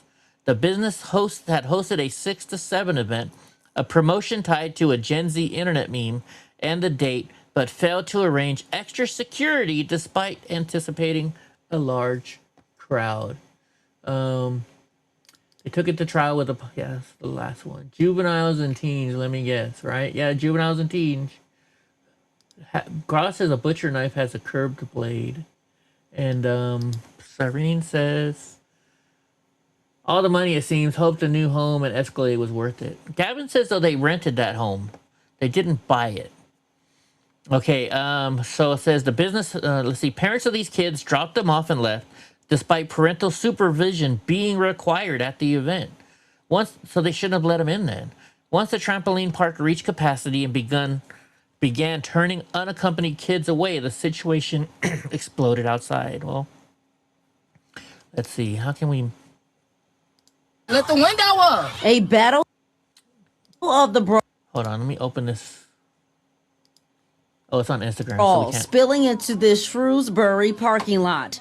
That is what Rashida Glover, a mother of two, saw outside her window Sunday afternoon. I had a great time there, but I noticed something was wrong as we was leaving the facility, and I seen an angry mob outside, a bunch of young teenagers, and they was mad and angry. A symbol of Sunday Fun Day turning into absolute chaos. Glover says she was trapped in her car after leaving Shrewsbury Sky Zone's 6-7 day celebration. Shrewsbury police say the facility was not prepared for what happened next. 8 fights in a matter of minutes. Glover capturing the turbulent turnout on her cell phone. And I was simply just trying to leave the facility, and I got caught in the chaos. The venue reaching maximum capacity. The juveniles ranging from 10 to 17 not allowed in without someone 25 or older. You could just hear in the crowd amongst cursing, you could hear them saying like, let me in, and that's not fair. Sky Zone taking to social media less than 24 hours later, saying, quote, "We are so sorry. We sold out before we could get everyone in. We cannot control who gets dropped off at our front doors." They was literally just dropping them off and going about their business. Shocking details coming out Monday as police say they had to take away a butcher knife from a 12-year-old who saw the chaos on social media and then came to join it. For those who just wanted to have fun, Rashida says she's disappointed in the minors and their parents too. The event could have been real good, but it turned bad, and that's simply because the kids wasn't being chaperoned. Just be more active in your kids' life. Now police tell me the 12-year-old caught with a butcher knife told them she brought it for protection. No officers were injured, and I spoke to an owner of my place who had to close early. He tells me this is a sign the community needs to step up. Yeah, I agree. I don't think the purge environment people are asking for plays out the way I'd like it to. They'd like it to, says Andy, yeah. So fights broke out. Juveniles, most of whom were black, scattered into the surrounding stores, including Aldi, Walmart, and My Place, where they caused damage and menaced staff and shoppers. Police detained several minors and recovered the butcher knife from a 12-year-old girl. Let's see this. This is a different news zone. This is a different news. Police spent hours breaking up fights near an area trampoline park. Sky Zone in Shrewsbury hosted a 6-7 party yesterday to mark June 7th. As Fox 2's Chad Mira shows us, tempers quickly escalated as hundreds of kids were stuck waiting outside. Shrewsbury police say there were 300 or so people lined up outside the Sky Zone yesterday. However, the event was already full, so they weren't allowed inside. Then several fights broke out, and that chaos spilled over to nearby businesses, including a Walmart all the way across the street. Shrewsbury police responded Sunday afternoon as several fights broke out in a matter of minutes. Hundreds of juveniles waited in line hoping to go to Sky Zone's 6-7 event. But with the business at capacity, they all had to wait out in the heat. Shrewsbury police said 8 fights broke out, and when police arrived, the large crowd scattered. Police say the teens went to nearby stores, caused damage, and threatened customers and employees. Then the crowd turned their attention to police. Officers say kids 10 to 17 years old yelled, made threats, and threw rocks at them. Police say they detained several juveniles and they were released to their parents. They shared one story of a 12-year-old girl who they said took an Uber to the area from Florissant and brought a butcher knife with her.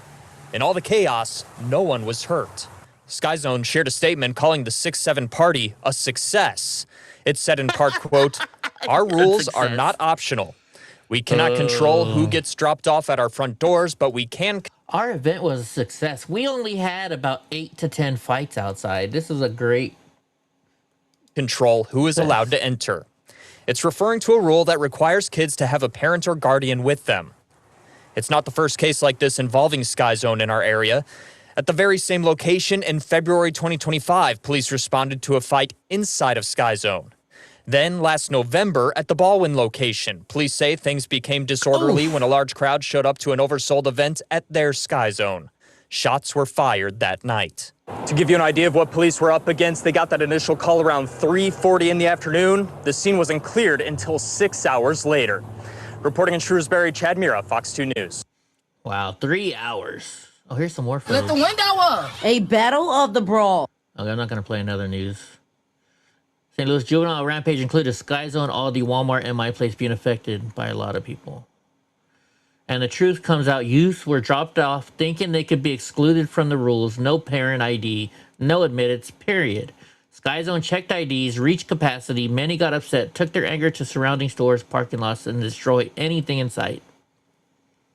I find it odd St. Francis County reported a officer requesting medical aid during the 350 out-of-control youth Sky Zone event. Another reported a gun. Shrewsbury reported nothing. I hope all the officers are okay and the chief of the media aren't covering for the monsters. Let's see. Yeah, all ignorant-ass kids done flock to Walmart and Shrewsbury for a takeover. Cops everywhere. Check on them if you don't know where they are. A family festival in suburban Kansas City was overrun with teens who began beating police officers and unleashed bear spray on attendees. Oh, let's see this one. Is this it? This is the same one? No, this is Kansas City. Get your phone. Get your phone.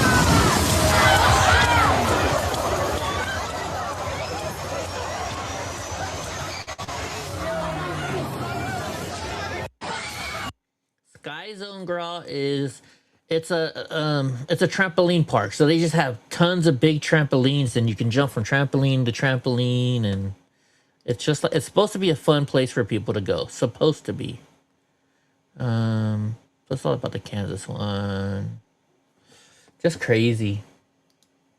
Just insane.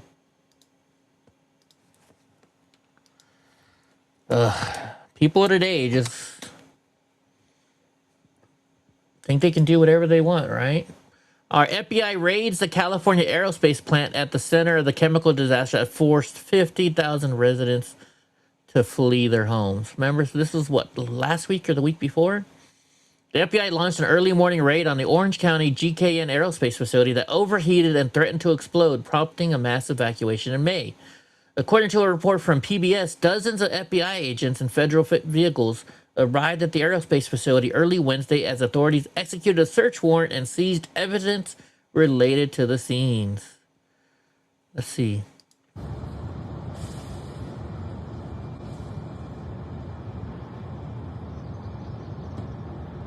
Well, that's them showing up. The FBI has issued a search warrant.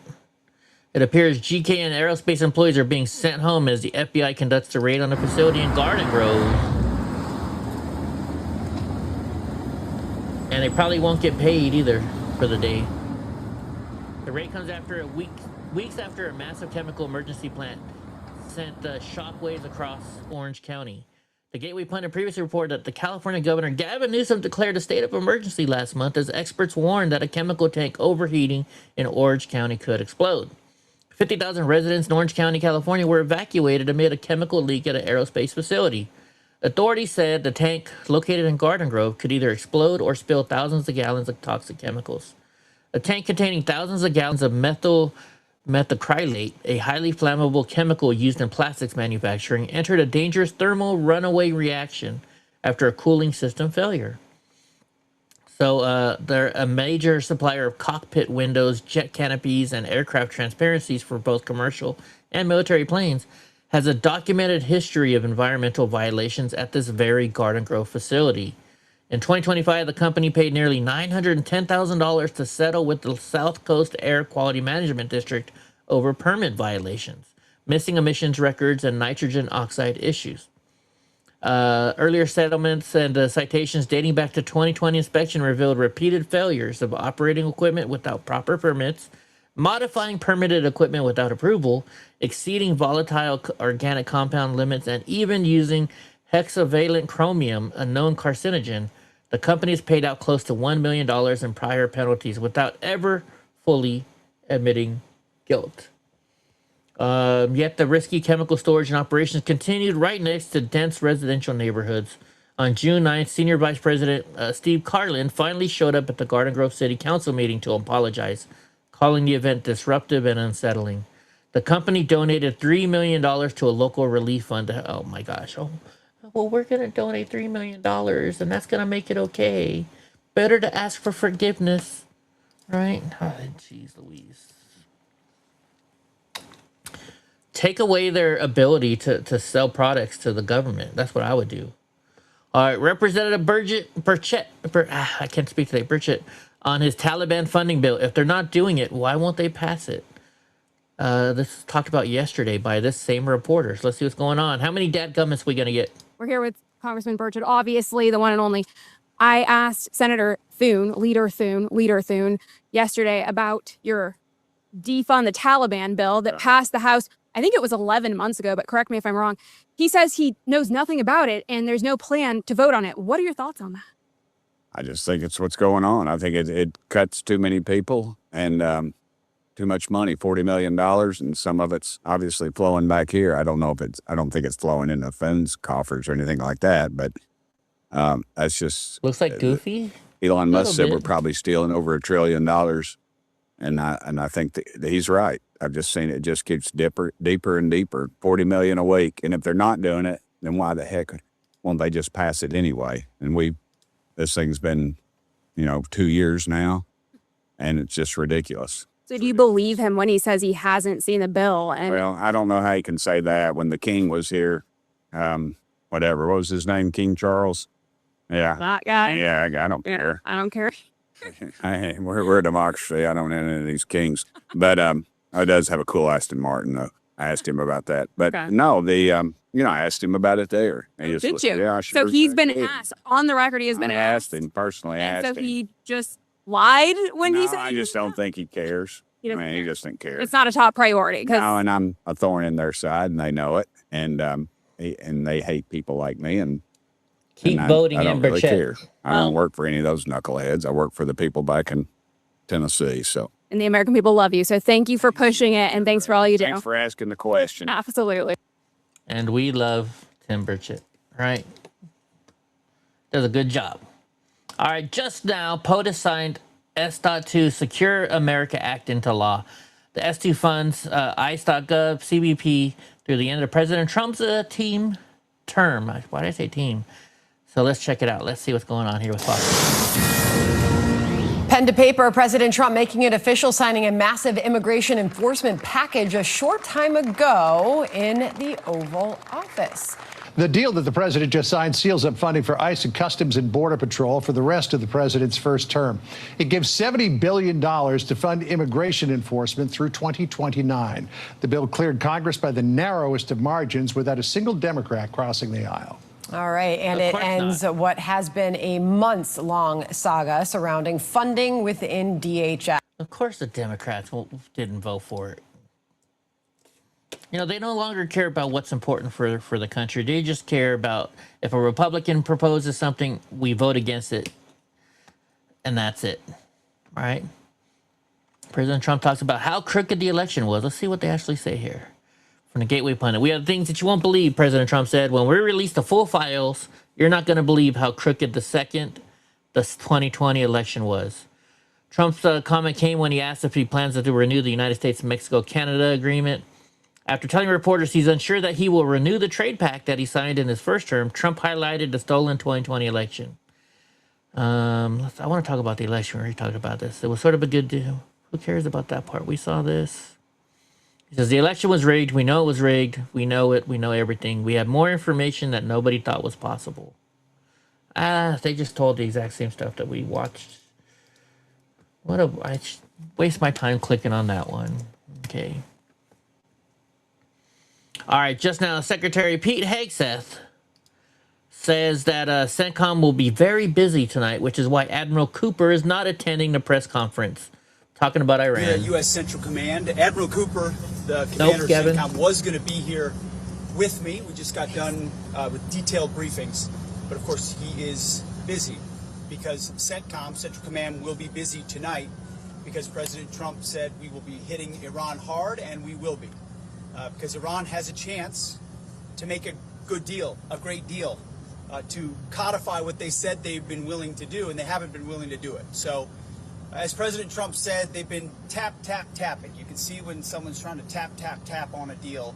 Instead, they're going to have tap bombs dropping on key facilities in Iran from the United States of America. And that's not because we want to restart anything we don't have to restart. It's because the War Department is prepared to set the terms to ensure that we get the kind of deal President Trump expects. And Admiral Cooper and the team here at CENTCOM has done a phenomenal job from the beginning on Epic Fury and through this blockade, ensuring that we have a chance to reach that end state, which is Iran will never have a nuclear weapon, which they say they don't want. And so since we're so close to that negotiated deal, if that's the case, they should step up and do it. I call bullshit. They do want it. They do want it. That's why they're fighting us. God damn it, I hit wrong thing again.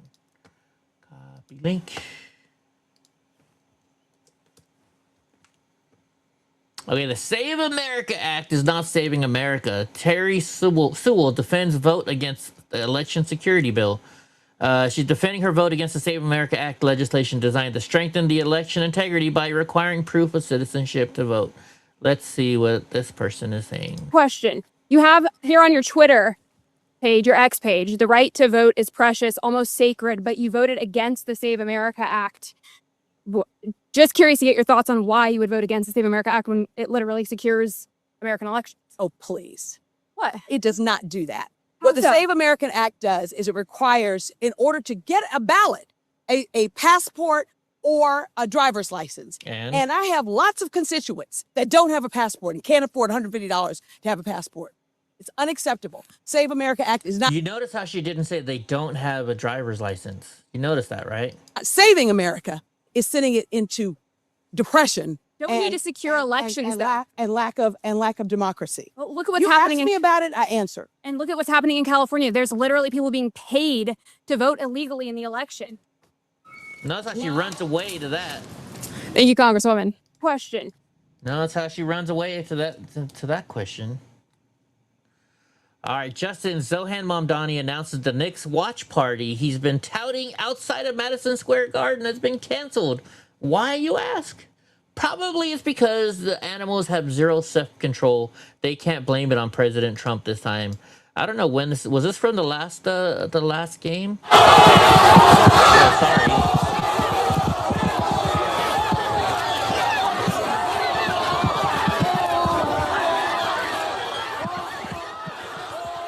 When was this, Gavin? What was this, the last night or the night before?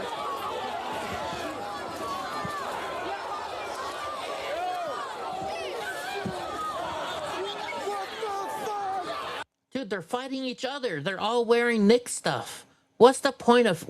I mean, what is this fight about? Can somebody please tell me what this fight was about?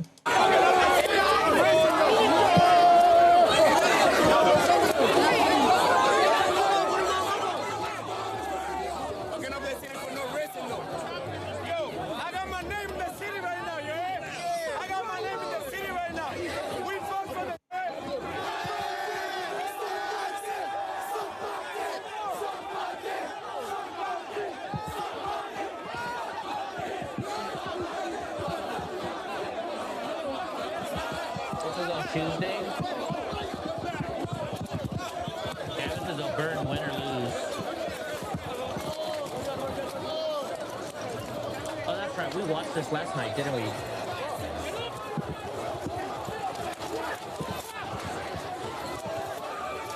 watched this last night. I forgot.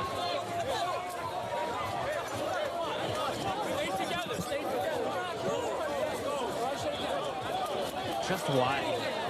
Why?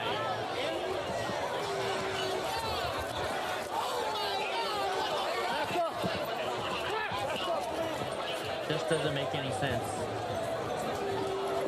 We gotta stop the violence. Fuck women. Fuck 12. No, fuck that. Come here. Fuck.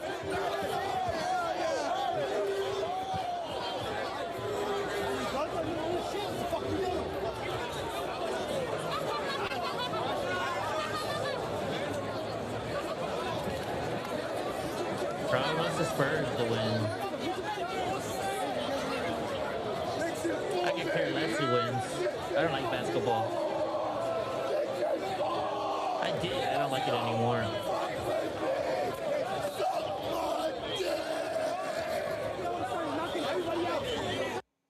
Oh, you're just.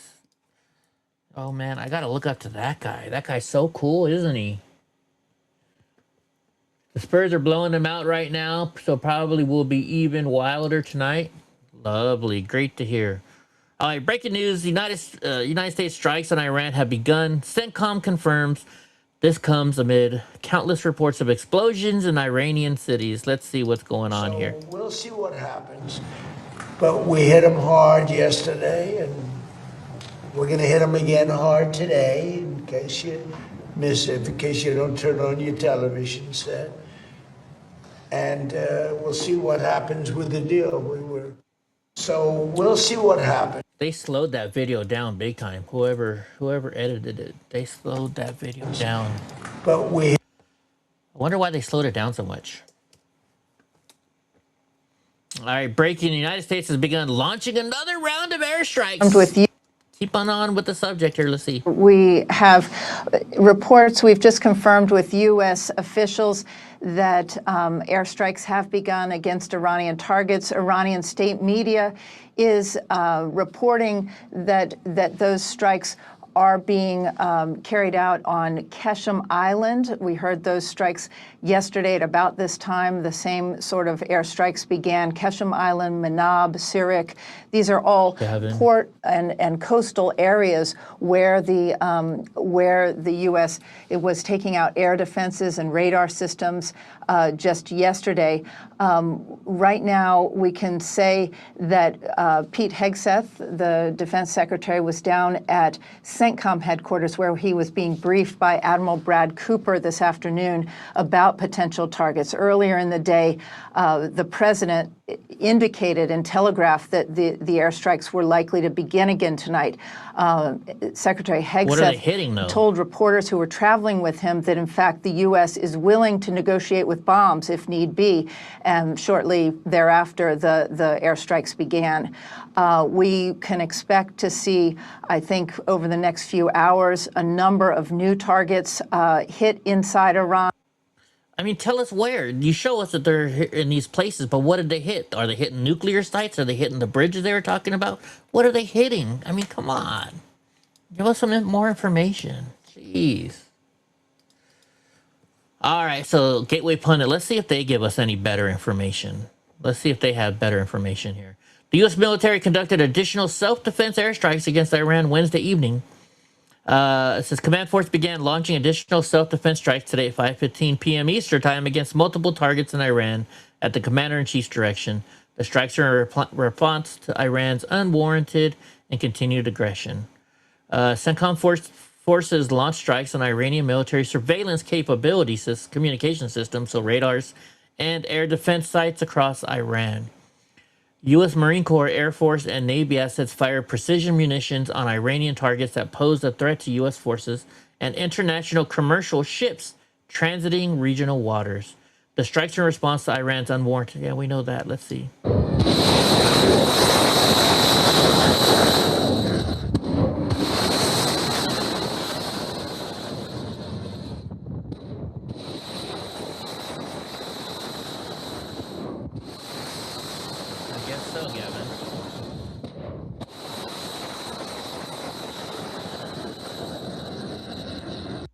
Gonna hit the power stations. That's what they're saying. I do have an opening statement here, but We haven't seen it though.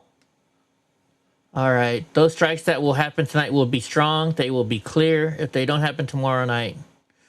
So they launched strikes against Iran last night. Earlier Tuesday, they announced the U.S. Army crew were safely rescued. Okay, that's all. That's nothing new. Nothing new. I was wrong. I thought maybe hopefully they'd have some better information, but they don't. I guess nobody knows right now. Okay, an employee leaving an ICE Newark facility just pepper sprayed a rioter trying to block his way out. Oh, this should be good.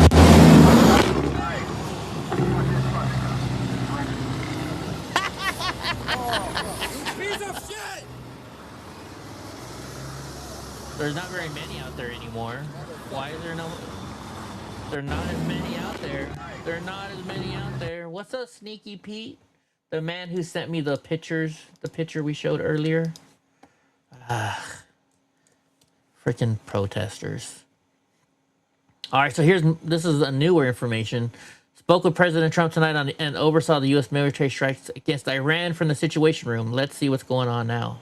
This is newer information. Yeah, Laura, good evening. I just spoke with President Trump, who is currently in the Situation Room with Vice President J.D. Vance, along with Special Envoys Kushner and Witkoff. The president giving new insight into what is taking place as we speak. There is an ongoing bombing campaign against the Iranian regime. The president tells Fox News that 49 Tomahawk missiles were used to hit targets inside of Iran, some of them as close as 40 miles from the Iranian capital of Tehran. The president said that U.S. fighter jets are also operating over the skies of Iran, taking out radar systems and air defense systems in the southwestern part of the country, close to the Persian Gulf. This is all taking place as the Iranians are trying to get the United States to stop the bombing campaign. President Trump told me that Iran called him tonight.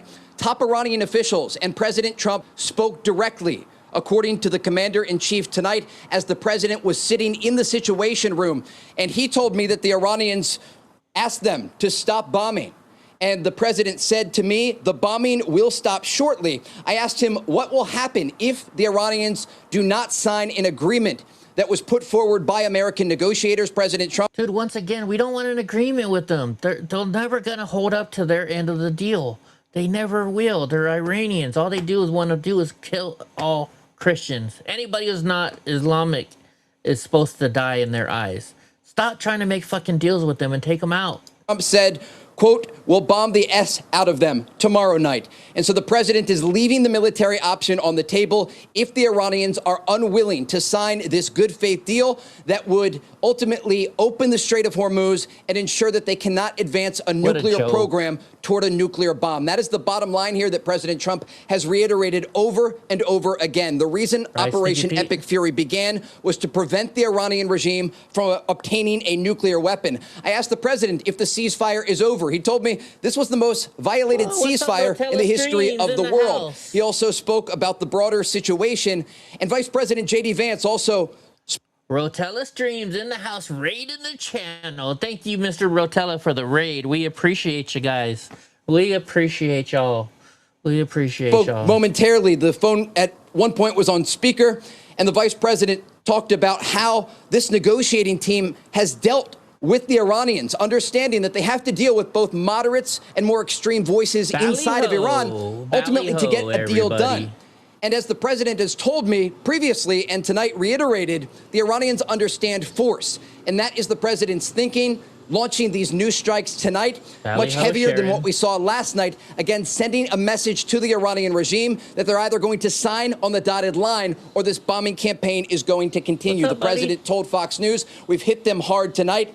And again, he went on to say that he spoke directly with top Iranian officials in Tehran who asked him to stop the bombing. The president is optimistic that a deal can...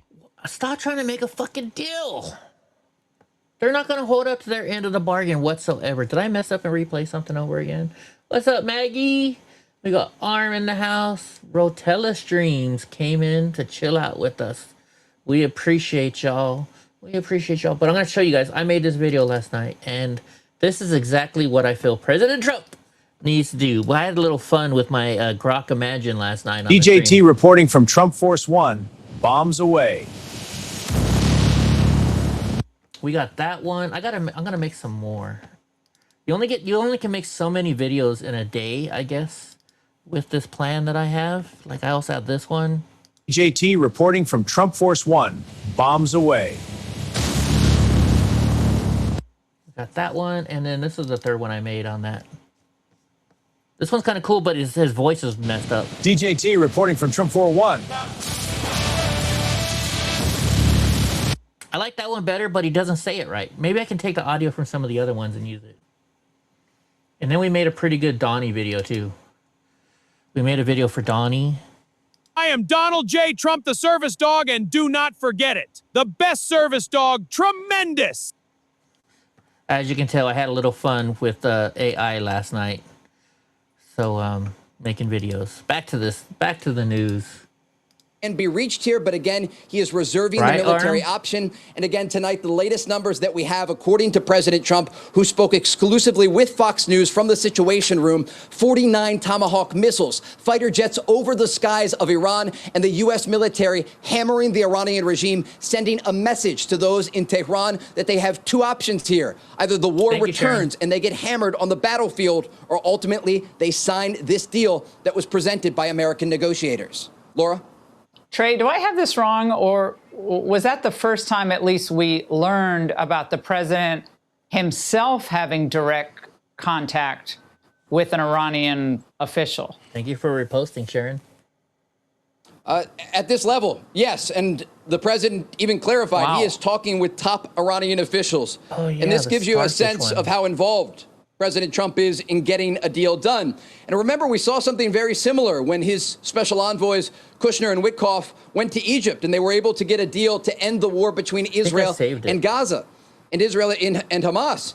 And it was a deal that the region said couldn't be done, and the president got directly involved to get it across the finish line, and he is doing that here tonight. One other note, I asked the president, are the Israelis involved in this bombing campaign? He said, no, they are not. Certainly the Israeli military remains on high alert, as does the U.S. military. There are more than 50,000 U.S. forces across the region. And again, many of those forces involved tonight in this bombing campaign of the Iranian regime. 49 Tomahawk missiles, fighter jets over the skies of Iran, and a message with bombs. Sign on the dotted line or the war continues. Laura? Trey, it's clear he's impatient. He thinks these negotiations have stalled. He doesn't like to be jerked around on this stuff. And he's like, I'm going to get it done. That's just the way he is with everything, to your point. He's like, I'm done here. I'll do it. I know how to do it. Let me take over. Seems like that's what the president is doing here. Yeah, absolutely. Problem is, they will never hold up to the end of the bargain or the deal. You can't trust Iran. They're never... Dude, they asked for the ceasefire. I've been saying this for weeks now. They asked for the ceasefire just so they can rebuild. That's what they've done. They've rebuilt, and now they think they can start messing with us again by shooting down our helicopter the other night. Absolutely, and I've talked with the president a number of times since Operation Epic Fury began. And he has extended an olive branch to the Iranian regime time and time again, and they've not taken it. Remember, when we rewind here to before Operation Epic Fury began, this is very important, a very important point here. The opening position of the Iranian regime to U.S. Special Envoy Steve Witkoff is that they had enough highly enriched uranium at 60% purity, just a step away from weapons grade, to create 11 nuclear bombs. And so the president took them at their word and ultimately launched this operation that followed up on the bombing campaign last summer during Operation Midnight Hammer that destroyed Iranian nuclear facilities. I agree. Because remember the process here in terms of getting that uranium ore turned into this highly enriched material that can be used for weapons. It's a process that was taking place inside of Iran, turning that yellow cake into hexafluoride gas, spinning that gas in centrifuges, these advanced centrifuges that the Iranians had many of, and then creating a higher and higher form of highly enriched uranium, this pure uranium that can be used in a nuclear weapon. And the Iranians were burying these programs deep underground and then telling the world that they were not pursuing a nuclear bomb. And the question that the American negotiators had for the regime, why do you have to bury these programs deep underground if you're using them for civilian purposes? And remember, the Americans gave them every opportunity in terms of the fuel and the opportunities at the negotiating table to make a good faith deal time and time again. And ultimately, it's led to this moment right now. Okay, everybody in chat. Do you guys agree with me? There is no way in hell that the Iranians are ever gonna keep their side of the deal. There's no way in hell. They're all Islamists, and the whole part of Islam is if you're not part of Islam, then you need to die. They want to kill everybody who's not Islam. Most definitely want to kill all Christians. I don't know why we're even trying to make a deal with them. I say bomb the shit out of them, take the frickin' country over, make it ours, let's keep all the oil, and let's just deal with it. Oil would be so much cheaper for the whole entire world if we did that. I don't know why he's trying to make a deal with them. It's pissing me off. And he needs to knock it off and just bomb the shit out of them and explode every single thing that they have. Where the president is using the U.S. military as leverage. And another important point here, he has economic leverage on the Iranian regime. Right now, as we speak, the Iranians are not only taking Tomahawk missile fire and fighter jets over the skies of their country, the U.S. naval blockade of Iranian ports continues. U.S. Central Command says more than 137 vessels have been turned around since this blockade went into effect. And let's break down the numbers here. We're talking about a decrease of 90% of Iranian exports. They're currently extracting crude oil at about 50%. This blockade is crippling the Iranian economy. And so they're in a place where even if they decide not to make a deal, each and every day, they are getting weaker as the U.S. military is preparing for the possibility of additional strikes. And so the equation is not on the side of Iran, and they know that. And that is why they picked up the phone and called President Trump tonight in the Situation Room. And he tells me they asked him directly. The president, again, was speaking with top Iranian officials, and they asked him to stop the bombing campaign. And ultimately, the president thinks he's going to be able to push this deal across the finish line. It's not going to happen. Thank you very. It's never going to happen. You know, President Trump just needs to get off of it. I don't know why he's trying to make a deal with them. I think he wants to add it to his book, saying, "I'm the only president that was able to make a deal with Iran." I think that's what his goal is here. You know, so he can add it to his little book. But stop it. It's never going to work, bro. You tried. I give it to you. You tried, but it's not going to freaking work. Knock it off. It's not going to work. Or wait, let's see. Didn't we already, is this the same exact one? Yeah, it's the same exact one. My bad. We can skip this one. All right, Graw's been waiting for this.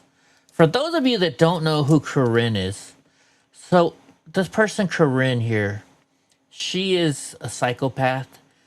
You know, I've met her back in like 2019. She started following me around when I was filming for Ben Bergquam at the governor's mansion, or the mayor's mansion, I mean, down in LA, right? She lies all the time. She says she's 40 something when she's really 60 something. People to mess with me send me her videos from her OnlyFans. That just gross me out. So whenever somebody pisses me off, I send it to them. This woman, she's just a psycho, and for some reason, she got shared or reposted by the Gateway Pundit today. And it's all about crypto billionaire Brock Pierce is offering $1 million bounty to any person or group that finds the actual evidence that leads to indictment, recount, or valid proof that the 2026 California primary in Los Angeles was corrupted by election fraud. So let's see what this awful human being says. So I have very exciting news. Are you ready for this? Crypto billionaire Brock Pierce has agreed to put up a $1 million bounty for anyone who gives us the proper evidence in Los Angeles County to prove that the Los Angeles County primary 2026 is in any way being corrupted. We are looking for all evidence of election corruption that will lead to indictment, that will lead to potential very serious results for the best interest of everyone in the United States of America at this time in history. She's 66 years old. Because it's so important to watch the mayor's race in Los Angeles. No one I interviewed, and I interviewed hundreds of people, would even vote for Karen Bass. No one has any idea who Nithya Raman is, and she's backed by the socialist Democrats. So it will be Mondami 2.0 if she wins in Los Angeles. But Spencer Pratt, grew up in Los Angeles. Nithya Raman didn't. She's from India. Karen Bass didn't. She was trained in Cuba by Castro's people. So how is she currently the mayor of Los Angeles? Spencer Pratt was raised in Los Angeles. He lost everything, just like most of us did in the fires of 2025. And he was going to be number two on election night on June 2nd, 2026. And all of a sudden, he's number 3 after they start counting the mail-in ballots. So we have an emergency happening in Los Angeles right now, and we have billionaire philanthropist Brock Pierce willing to give $1 million to anyone who can get us legitimate evidence that leads to an indictment. Maybe it's important to stop the current count of this vote. Find me We the don't song, really know girl. yet Find what the we need to song. do, but we definitely need your help because we're in a very serious emergency situation in Los Angeles County right now where we honestly don't understand why our votes are not being respected properly. So stay tuned. You can text me if you have any information, if you're interested in any more information. Just so you know, folks, and it was funny, my friend Linda mentioned this, but also this woman is a psychopath. She has followed me around a lot of times, you know, trying to get famous off of me. I think I found the video that I'm looking for. Let me see. And unfortunately, the Gateway Pundit is the one that I got this information from. They shared her video. Wow. Is this it? All those hateful comments about. Oh no, this is not it. Never mind. That's not the video about her. From her. Where's her Corinne Forever song? Girl, I know you always have that Corinne Forever song on your phone forever. Can you find it for me? Okay, do you know This what is the Antifa opposite of Antifa. Do you know what She's wearing a Antifa is? fucking like American flag mask. She's not Antifa. I don't even know what Antifa is. She is Antifa. Antifa's just like they hate She is fascists Antifa. and they just dislike authority. I That's all understand. it I is. don't like authority, but I don't know what. I'm not Juliet or. You're I'm not. perfect. You know Thank this. you. Can you And leave those out the deal with motherfuckers those not guys? supposed. Yes. Can you? They give the Pablos a bad name. We She actually tried to get somebody to beat me up because I was telling everybody that she was Antifa. Maybe this might be the song. It looks like part of the music. Maybe this is the song. Hold on. We gotta show this to you. If I had to see it. Green Miles Chung, nice enough to get a couple months ago. That is not you. Corinne, I wonder if Corinne was hot at one time. I do believe. Am I in Compton? Do you get mad when people say the word nigger? What the hell did you just say? Yeah, this is Corinne. Do you get mad when people say the word nigger? I get mad when people call me a white bitch, right?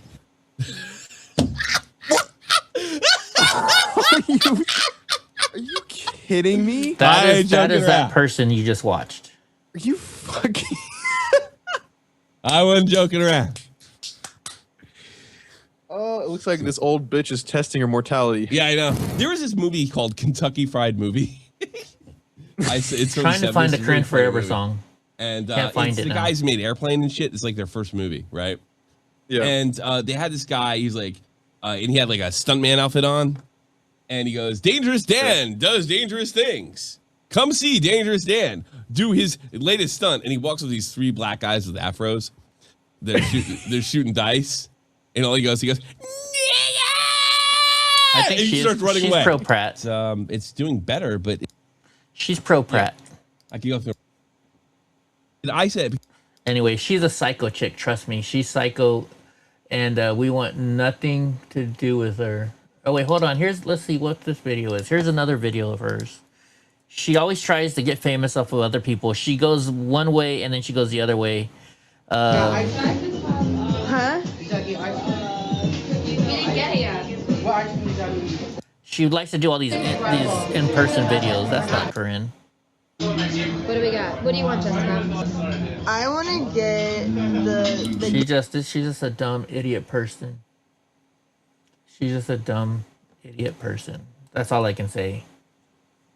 I'm trying to find her song.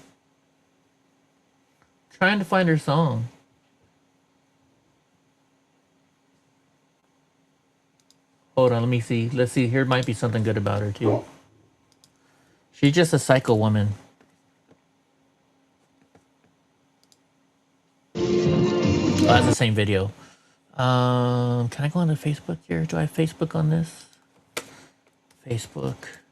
Am I logged in though is the question. Nope, I'm not. All right, hold on. There was a time, I'm not going to waste any more time on her. Never mind. We're done wasting time on her unless Grok can find that video about her. She's a psychopath woman that nobody should believe, trust, or do anything with. Just don't trust her. Let me see what the comments are saying too. I'm scary. That's a dude, says Sneaky Pete. I won't be able to sleep. Even lizard people think she doesn't look human. He's 66. Dolph Lundgren transitioned. Oh, that's a good one. Maggie says, I'm 10 years older than her, and she's real old looking. Maybe she will jump. Sounds like Sneaky Pete wants evidence that she's not a man. I have evidence, but I can't. I'm not going to show you guys. I'm not going to discuss it. Maybe Gavin Newsom will share the video with because I sent it to him to piss him off one day. Why does she support the dude I do? Ugly can be right twice a day. That's true. Her hair is real as Jasmine Crockett's hair. Aerosmith dudes look like a lady. She was banging a crackhead after the truckers convoy, so that probably put a few more years on her. This bitch is legit with her content on this particular comment. Am I missing something? She is the most untrustworthy person that you would ever want to take news from. Yeah, she's pro Pratt, but it does. You don't understand. She is. I'm just saying it pissed me off. I text everybody today. I can't believe the Gateway Pundit is sharing this shit. Gross is. Oh wait, I think Gavin found the song for us. Hold on, I think Gavin found the song for us. Hold on. Did he find the song? Did he find her song? Is this it? Humble servant to all of y'all. Oh, here it is. Humble servant to all of y'all. I am a peasant. I'm a servant. I'm here to be of service to you. I'm willing to risk my life, my liberty, my pursuit of happiness to be of service to you. My beloved members and moderators, only my beloved members and moderators, activate. It's Gavin's fault. He found it, so blame Gavin. We gotta listen. I'm gonna make you listen to the whole song. I want to know the truth. I want to know everything about you. Lavender Force in cyberspace. Time to make this world just a little bit of a better place. How are you gonna do it? What are you gonna do? I want to be true. I want to inspire you. Yes. Yes. You gotta say yes. There's so much no in this world. You gotta say yes. Yes. What are you saying yes to? Our freedom. Yes. What are you saying yes to? Our prosperity. Yes. Harder, faster, deeper, stronger. Corinne forever. Corinne beyond her. Harder, faster, deeper, stronger. Corinne forever. Corinne for longer. Speak truth to power. This is a video she Corinne made. beyond her. She made this video. Forever. Corinne beyond her. My period. Corinne forever. Corinne for longer. Principle 1 of the Lavender Force in cyberspace, we believe in pure democracy. Principle 2, we believe in the U.S. Constitution as to reign supreme. Principle 3, we believe in ethical capitalism. Principle 4, we believe in kindness. Yes, Principle 5, we believe in the universal, omnipotent, omnipresent basic income, city to city, state to state. Principle 6, what do we believe in? Do you remember? 7, 8, 9, and 10? Of course, 10 is nonviolence. Harder, faster, deeper, stronger. Corinne forever. Corinne beyond her. Harder, faster, deeper, stronger. Corinne forever. Corinne for longer. Lavender Force activate. Corinne beyond her. Number 6. Your private life is Corinne forever. Corinne beyond her. No more abuse. No more mental, emotional, physical, sexual, spiritual, financial abuse. It's gotta go. It's gotta. See, so Shell, that's part of the problem. When you say shit like this, who cares? She supports Pratt. That's the fucking problem right there. People that say shit like that. Okay? Just because somebody supports who you like doesn't mean they're a good person. Doesn't mean you have to believe every fucking thing they say.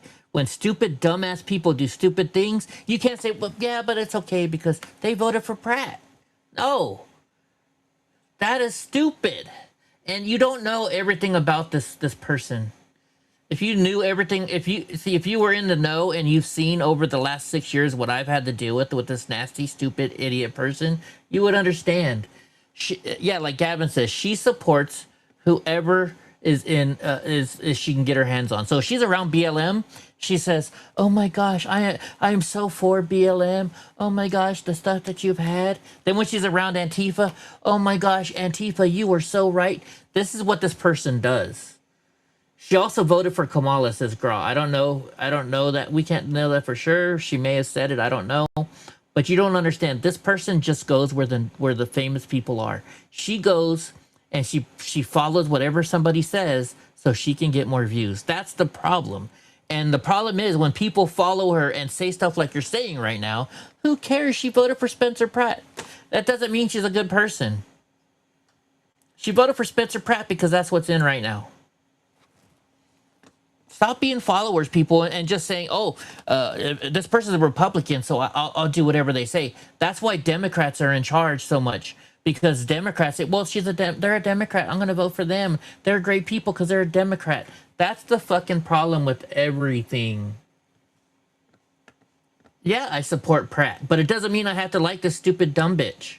See, you're the problem, Shell. You are the problem. I'm not gonna answer your questions anymore. You're the problem. Number 8. No fake news. Number 9, we believe in forgiveness. Confess and we shall forgive you.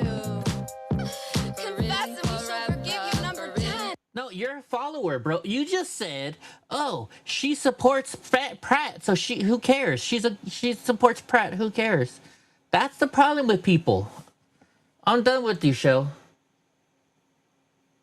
Let's take the time to debate me. All right, come on the show. You want to come on the show? I'll debate you. You want to come on the show? I'll give you a link right now. You can come jump on the show and we'll debate right now. Come on.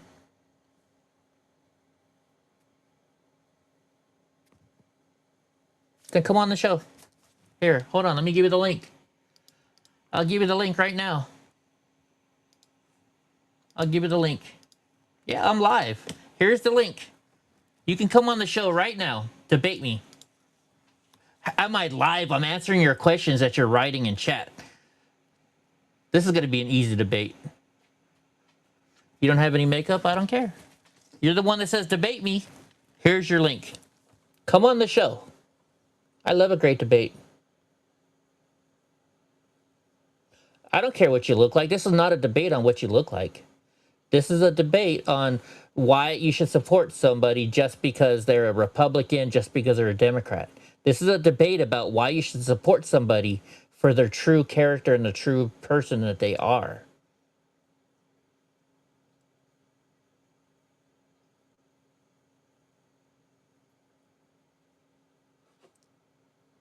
This is what's wrong with the world right now. Look at all the people after the Austin Metcalf trial. Oh, Carmelo Anthony is black, so I am on his side. That's the problem. Okay, we're waiting. I'm waiting. I got time. I got all the time in the world. I'll give you your chance to speak your side. Anybody else wants to join in on this conversation too? The link is there. Anybody can join with that link.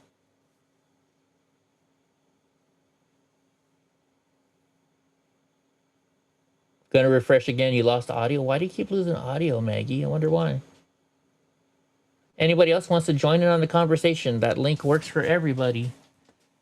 That link works for everybody. You can come right on the show. There it is. This should be fun.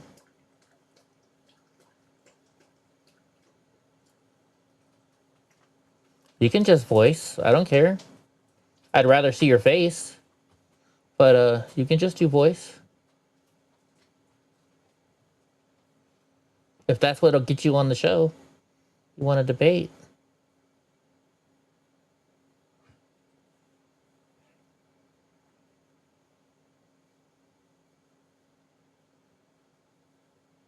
We shouldn't be putting people up that are bad people just because they vote the same as us.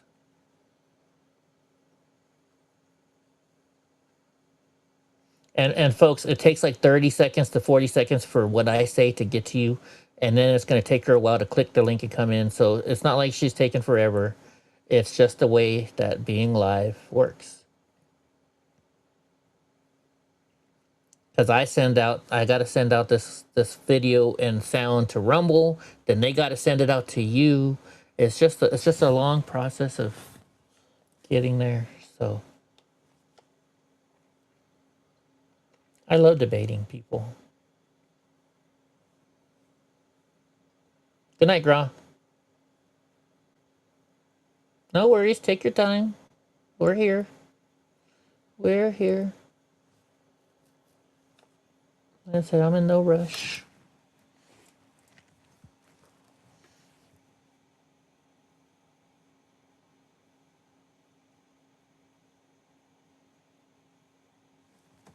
Now, while we're waiting, I got some memes from last night that were pretty funny. Was this the one that was funny from last night? Let's see. Oops, hold on. I gotta hit copy link. Let's see if this was one of the starfish one Gavin was talking about. Is this the starfish one? Oh no, this is a different one. No problem. Take your time. We'll watch this. And the winner is Mr. Robin. Congratulations, Mr. Robin. You're advancing to the second round. Whoop, whoop.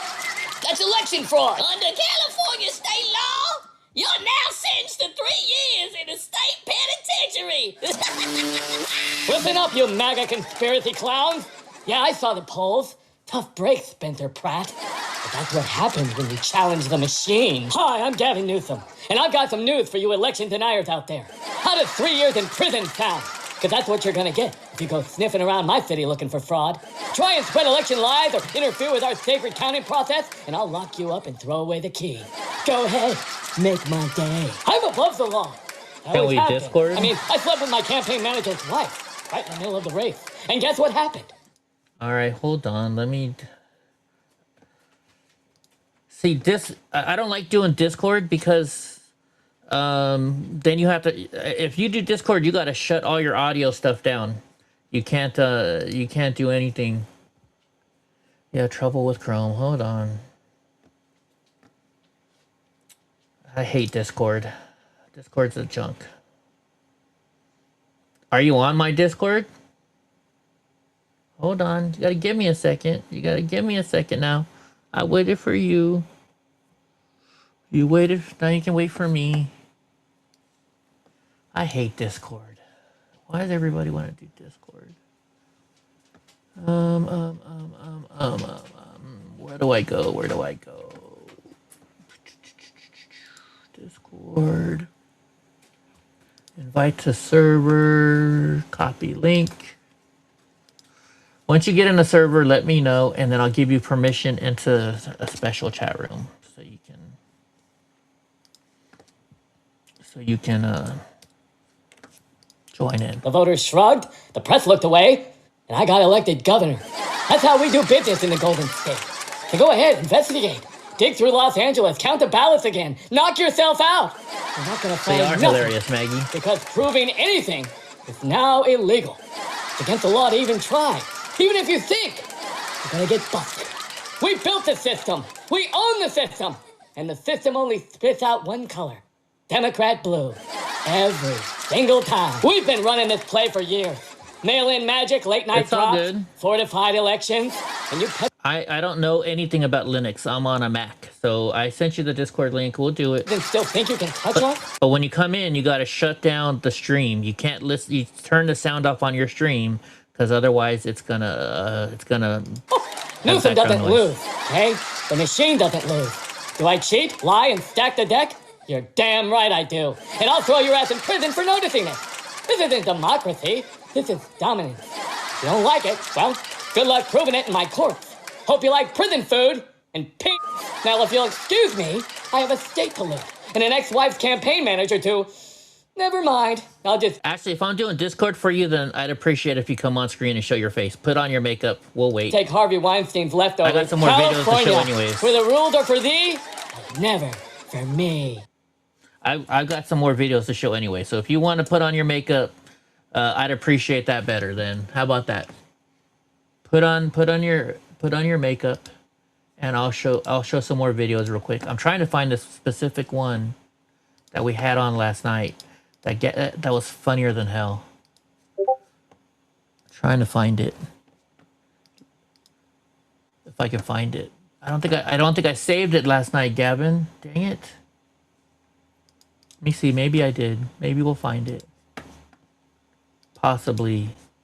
I can't find it though. Nope. Damn it. Okay, well, we'll do the news. I'll find something on it. We'll look for it. I know we watched it last night. It's on last night's show at the very end. It was on the show last night at the very end. Okay, somebody got rid of they took their thing down. Let's see what this one is. Let's see what this one is. Here Questions for you. But I want to make sure I'm respectful. Is it Miss Jones or Miss Wallace-Jones? On the advice of counsel, I respectfully decline to answer the question pursuant to my Fifth Amendment rights under the Constitution. Okay, wow. Okay, didn't expect that one. But I think I see where this is going. I do have a... Wow. Copy link. It was on last night's show. We can find it. We'll go to last night's show in a second. We'll try and find it. Oh, yeah, this is the lady. Okay, she says she had Carmelo Anthony's parents on last night. Let's see. Is that her real face or is that AI? So do you believe your son received a fair trial? Absolutely not. Absolutely not. Absolutely not. And we're going to keep fighting. We will not stop fighting for justice for my son.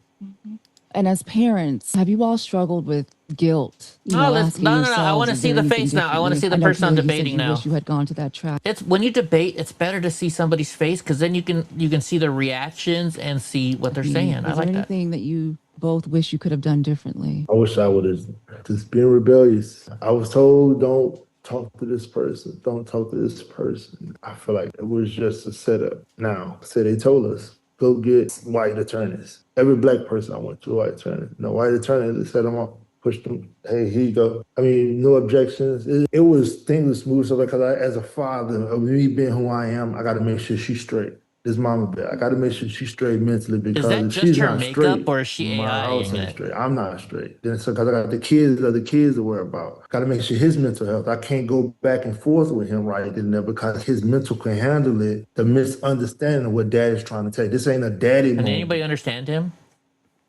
You can't even understand him. So do you believe? It's bedtime. Good night, Maggie. Sorry. No, I'll wait. We can wait. Like I said, we can wait. Block. Films. Rumble. Let's see if we can play the video without being logged in. Let's see if we can play the video. Low IQ. Okay, this is the live one. Go to videos. These writers. Where's the one from last night?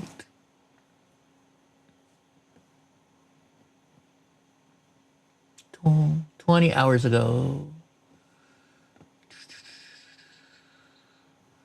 Oh, live, huh? Duh. Here we go.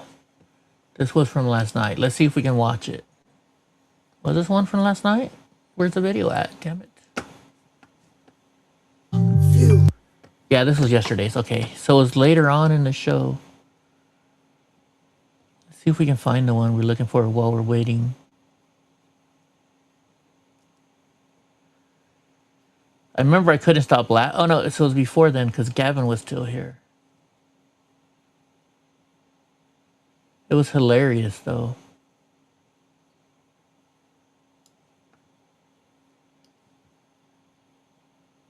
Oh, now it's not going to show what we were looking at.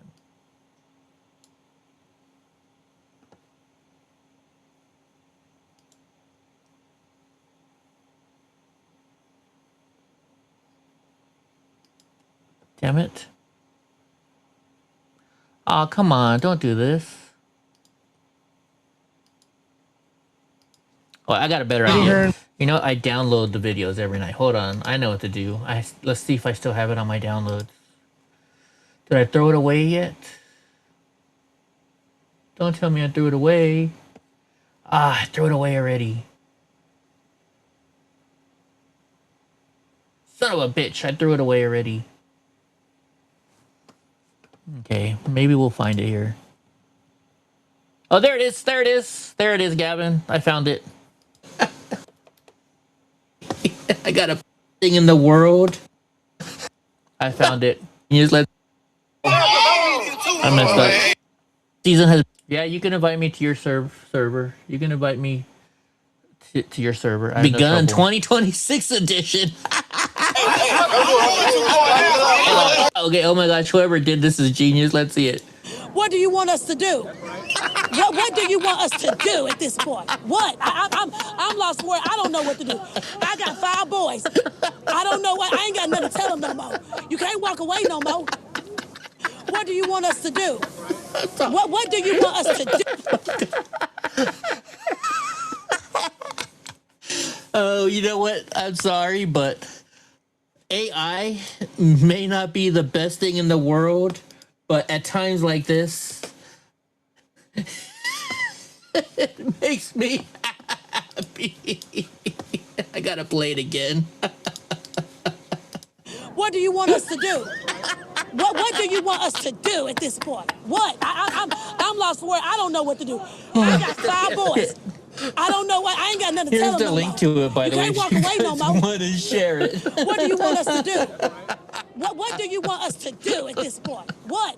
Stop laughing. It's like I'm high right now. I'm sorry. I'm sorry. I can't stop laughing.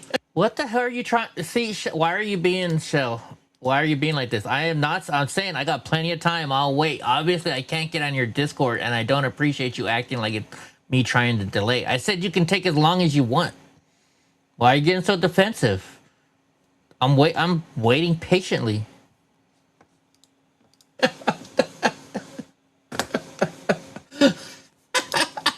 I almost bought a starfish the other day, and now I'm close. Oh my gosh! Oh my gosh! Sorry. I'm sorry. I can't help myself. That one. That's just can't.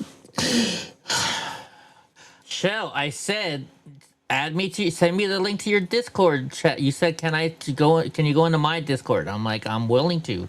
I'm open. Whatever's easiest for you, just let me know. I'm waiting. I can't stop laughing. I can't. I can't stop laughing.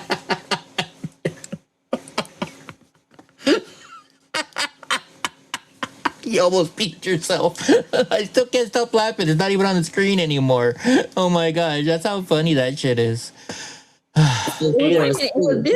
It's 8 o'clock here. It's what, are you in California here with me as well?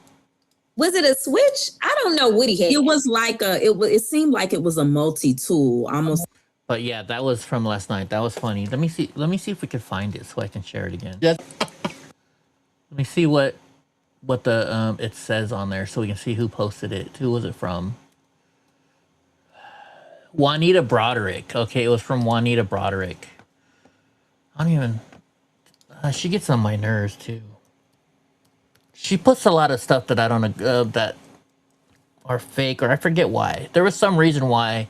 Because she used to be on my list of people that I would share. No, that's not the right one. This show... oh, wait, is that her? Is that the right one? Blonde lady? In a pink shirt? No, blonde lady in a black shirt. Okay, hold on. Juanita.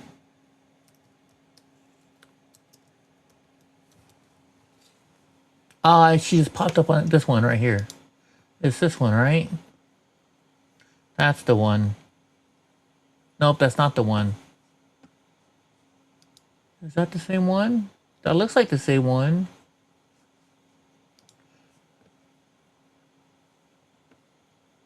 She has no posts.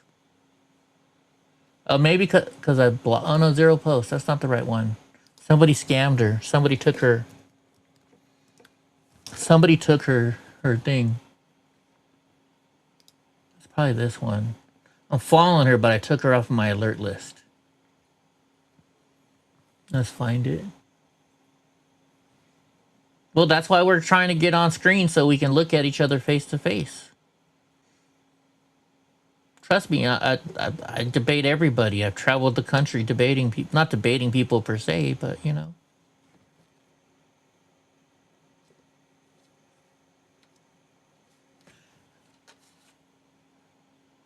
Okay. I haven't been trying to push you at all. What the heck is this? Can anybody explain this disgusting behavior? It's called twerking. That's what people do. It's stupid as hell. Okay. 9 hours ago. Man, this lady posts a lot of stuff. It has to be from yesterday. I know it has to be from yesterday because that video was from. Oh, here it is, right here. That's right. Here's the link. What do you want us to do at this point? Here's the link if y'all want I'm it. lost for it. I don't know what to do. I got 5 boys. I don't know what. I ain't got nothing to tell them no more. You can't walk away no more. What do you want us to do? So there's the link for y'all if you want it. All right, I got some memes from last night that were also funny. Here's some memes from last night that are also funny. It's tough being this retarded. Do you like black people? I hate white people. Only good crackers are dead cracker.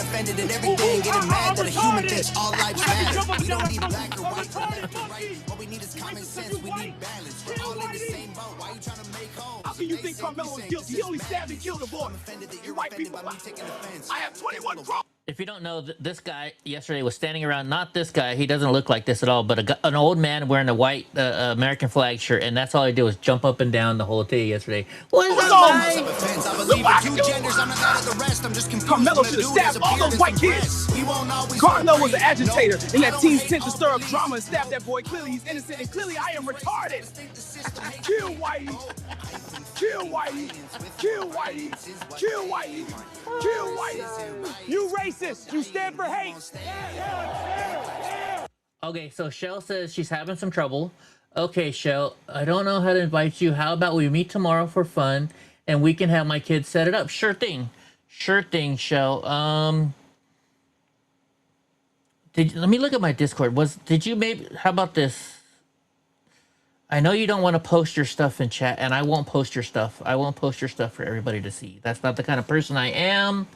Oh wait, you just joined. Okay, I'm gonna send you a message. Okay, I see you just joined the server.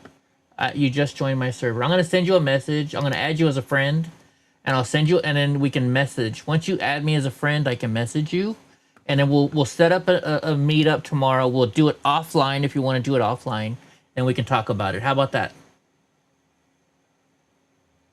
Oh, you'd rather meet tonight? Okay. Here we go. Do me a favor. All you got to do then, since I sent you a friendship on Discord.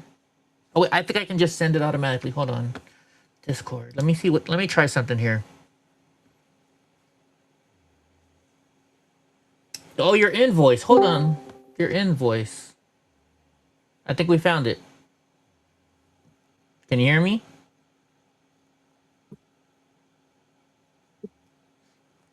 It looks like you're trying to talk, but I can't hear you. I hear something going on in the background.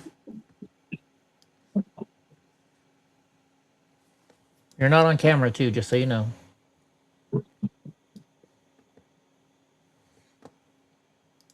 Us white people should be ashamed.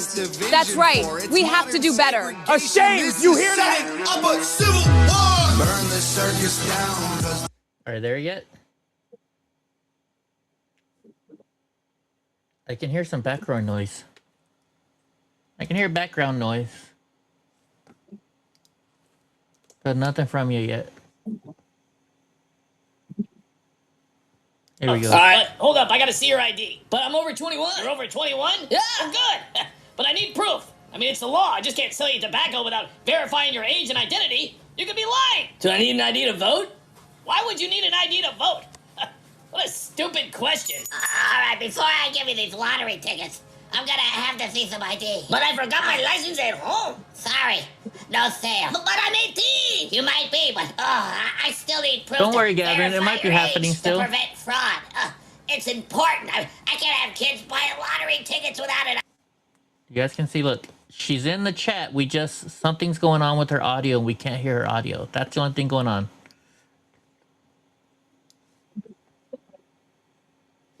Can I dump on, you're in my chat right now. So yes, I can jump on the Dome chat. ID? It's against the law. Fill it up? Yeah. Are you paying with a credit card? Yeah. Okay. If you're paying with credit, I need your ID. How come? Because it verifies who you are and it prevents theft and fraud. All right. Do I need an ID to vote? Why would you need an ID to vote? I can hear you now. Kind of, you're muffled, but I can hear you. Alright. Hold on, say something again. Hello. I guess we can hear you good enough. We can hear you good enough. Can you hear me good enough? Can you? It could be better, but I can hear you, yeah. You know what? I should probably take my earbuds out and just let my computer do it. You might hear me better. Okay, I'll wait. I'm going to finish playing this video until you come back then, okay? All right, before I sell you this beer. I can. Let me check. Let me, you know what? Let me sign off my earbuds. Let me check. Let me get my earbuds out and just do it direct. Okay. 1 second. I'm going to finish playing a video while you're doing that. All right. I need to see some ID. Thanks for the compliment, bro, but I'm over 21. Cool. But I still need to see your ID. Please. Why? I'm clearly over 21, dude. Because I gotta confirm you're 21. I am, bro. I can't risk selling alcohol to minors. It's the law. And for a good reason. Well, do I need an ID to vote, dude? Asking for an ID to vote? That's racist. If you want to buy the spray paint, I'm gonna need to see some ID. An ID for spray paint? Really? Yes. Why would I need an ID for spray paint? Because showing ID prevents misuse. And federal and state laws demand it. No ID, no spray paint. So I need an ID to buy spray paint, but I don't need an ID to vote? Why would you need an ID to vote? Congrats on the new house. But before I hand you the keys, I need to see your ID. Why? I gave you the money for the house. Because I don't know who you are. I ain't gonna hand you over the keys to a house with no ID. Well, why do I need an ID? An ID verifies your identity for the deed, the mortgage, and all that. You can't buy property without proof of ID. Well, let me try some of these. I think these earbuds stop. Okay. It still sounds the same. I think you're using the same voice thing. Oh. Shut ID. Yeah, I like this thing for now. How does it sound now? Hold on. Let me try to dislocate my Bluetooth. If you have, okay, let me try to dislocate my Bluetooth so that we can just talk direct. Hold on. All right. Let me try to. Actually, hey, wait. Hold on. Real quick, before, let me try and help you first, okay? Because I'll be honest, the AirPods will. So here's what you do. I'm gonna give you some help, okay? So are you on you're on a computer? You said, right? Hold on. I hear a lot of video going. Okay, now it's clear. Okay, so you're on your computer. You said, correct? I'm on the computer. Okay, so on your Discord, go down and to where you see, if you move your mouse around on Discord, on the bottom, it'll show a microphone, the camera, share screen, stuff like that. Do you see that? I'm hearing like a repetitive thing. Let me take this. Let me turn off the Bluetooth. Sorry. I know, but I'm trying to help you. You might not be on Bluetooth. Sorry. Let me turn off the Bluetooth. It's ridiculous. Okay. I'm trying to. Yeah, she definitely sounds like she's underwater. Turn it off.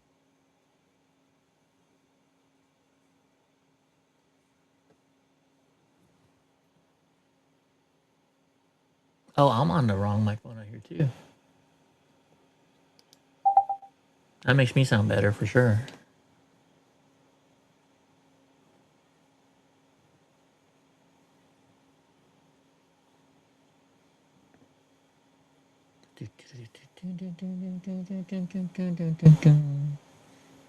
Something just changed.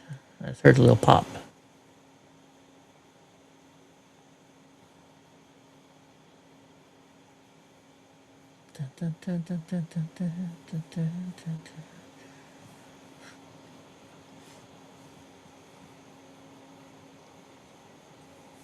No fighting, folks. Everybody can be right at the same time. All right, hold on. I'm going to play another video while we're waiting then.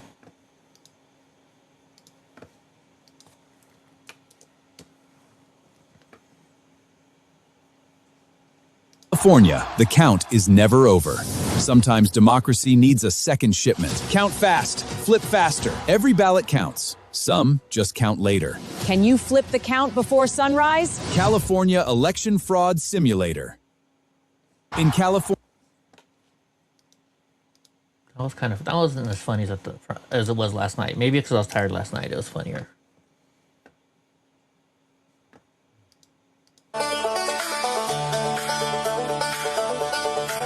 I'm not a doctor, but I play one on TV.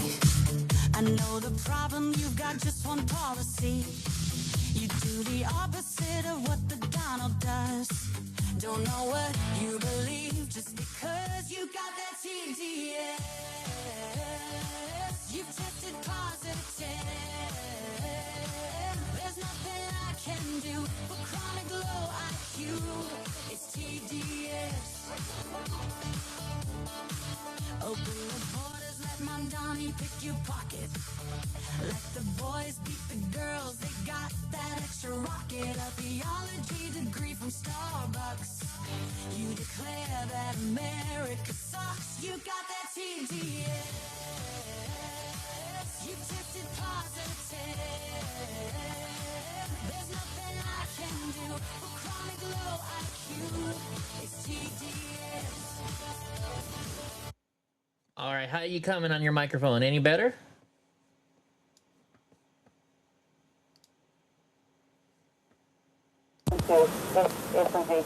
Who is talking? Okay, now I can hear something better. That sounds like she's underwater. Hello? Say it again. You just sounded good. Can you guys hear me? Because it sounds like somebody else is talking for me. Can you hear me? I can hear you just fine. It sounds good. I was playing a video. Oh, you can hear me? Right on. All right. We got it. Nice. About time. Finally, we got the little webs and wires working straight. I am not a technical magician. Hey, okay, I understand. I'm not holding that at you at all. I'm just happy we finally got it working. Right. Okay, great. So how are you? I'm Eddie. I've never seen your name before in the chat, so I'm introducing I'm glad myself. to talk to you. I'm sorry? I'm glad to talk to you. Well, I'm glad too. So I wasn't trying to be rude or anything to you, but and I'm going to tell you what I was trying to explain, and then you can tell me what you're trying to explain. Okay? I'm here to hear it. All right. So the problem that I have. Oh, so you're playing the video now. See what I mean with Discord? You got to turn that off. Whatever you're just playing. Hold on. I'm going to play another video while we're waiting. Then let me know when you turn it off. What am I turning off? What do I need to turn off? You're playing my stream, and I hear myself in the background. Oh, I need to turn off your stream? Yes, that's what. When Discord, you got to turn off the stream. All right, your stream is turned off. Beautiful. Okay. So what the point I was trying to make with this woman is this woman's a very bad person, okay? And just because she votes for Spencer Pratt doesn't mean that it makes her all of a sudden a good news source and I should trust her and believe what she's saying. Just like as the Democrat Party, they're all anti-Nazis, which all of us are, right? But all of a sudden, because a guy is running for office as a Democrat, it's okay that he has a Nazi tattoo because he's running as a Democrat. So that kind of triggered me when you said, well, yeah, but who cares? She's voting for Spencer Pratt. So in my mind, a person that says that doesn't care about the real truth and stuff. That I'm just saying, this is what goes through my head. Well, this person doesn't care about the real truth because they only care that she's voting for Spencer Pratt, when you should actually care about people trusting somebody that's a bad person just because they're voting for Spencer Pratt. Does that make sense? I hear you. I don't know who she is, and I don't know her history. Yeah. And I understand that she's apparently not a great. She's not. Doesn't have a great history. But what I want to say is that she has faith in LA being brought back to a decent situation, and she's talking for Pratt. Okay. So I don't give a fuck about what she thought before. I really don't. It just goes to show that it's so bad in LA that these people that will, they're whores. They'll just give me money. I'll say whatever you want to say, or they're just and that's ugly. her. And that's her. And that's her. And I'm not saying that's not her. Yeah. What I'm saying is that I don't disagree with what she's saying. They should support Pratt, because he is the best, most common sense solution for the mayhem that is going on in LA. Oh, he is. Trust me, he is. I grew up. I live here in California. I spent a lot of Me my too. summers in LA because I had family down Right. there. So I mean, it's a shithole. I don't know if you know who I am. Obviously, I think this is your first time here. I used to Yeah. travel all over the place with a guy named Ben Berkwam. I don't know if you know who that is. And we videotaped everywhere. When COVID was around, we were going to 2-3 rallies a week, just driving all over the state, showing you the news. And I met this person I was at Eric Garcetti's house, the mayor's house. And she's like, "Oh my gosh, you have like 4,000 people watching you." And she wouldn't leave me alone and followed around and says, "Oh, I'm press too," because the police kicked everybody out but the press. And said, "Oh, I'm with him on the press." And then she followed me. Huh? So she's a groupie. She's definitely a groupie. Yes. Yeah. Do you remember that That's guy? Do you remember that guy that actually went and pooped on Nancy Pelosi's house? The gay guy? I remember there was somebody. No, he's not this gay. is the He's wrong not guy. gay. I don't think is Mondo gay. I don't think he's gay. So she slept with him, and it made a big deal about it all over the internet and stuff. She's just this person. When I went to So she's a Sacramento, horrible person. she is this horrible person. Yeah. So when yeah. she There's goes, a lot of ugly people in LA, man. When And you know what? That it's a cesspool. It is. Because it just that's the culture there, It's ugly. It's the culture it's very everywhere ugly. now, unfortunately. A lot, but I think LA is really bad. And I'm not supporting her, really. I don't get it. know her. But I'm just like, if there's somebody who's gonna go pro, which she'll probably go pro Newsom next time. I don't know her. But if she's going pro Pratt, I'm like, bring it. You know what I mean? Just like let it go. Yes. I mean, it doesn't mean she's a good person. I just think Pratt should win, man. It's just so corrupt there. He should win, and they stole it. They definitely stole the election. They did steal it. And luckily, we're having some national attention to that, and they have to fix it. If they don't fix it, I don't know what's going to happen, because it just makes me like, I am like this very normal, very office working, like laptop, jockey. Mm-hmm. And I feel like driving 6 hours down to LA to protest, and I feel like just taking somebody's neck out because it's bullshit. How can we put up with the obvious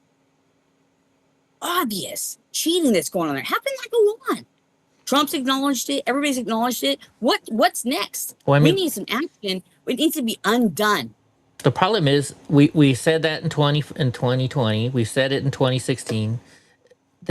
We can make all the national news in the world, but all these Democrat people, here's how it works. So I've thought about this for a long time. I have a degree in media communications and journalism. I was going to go to film school. I was going to make movies because I love movies.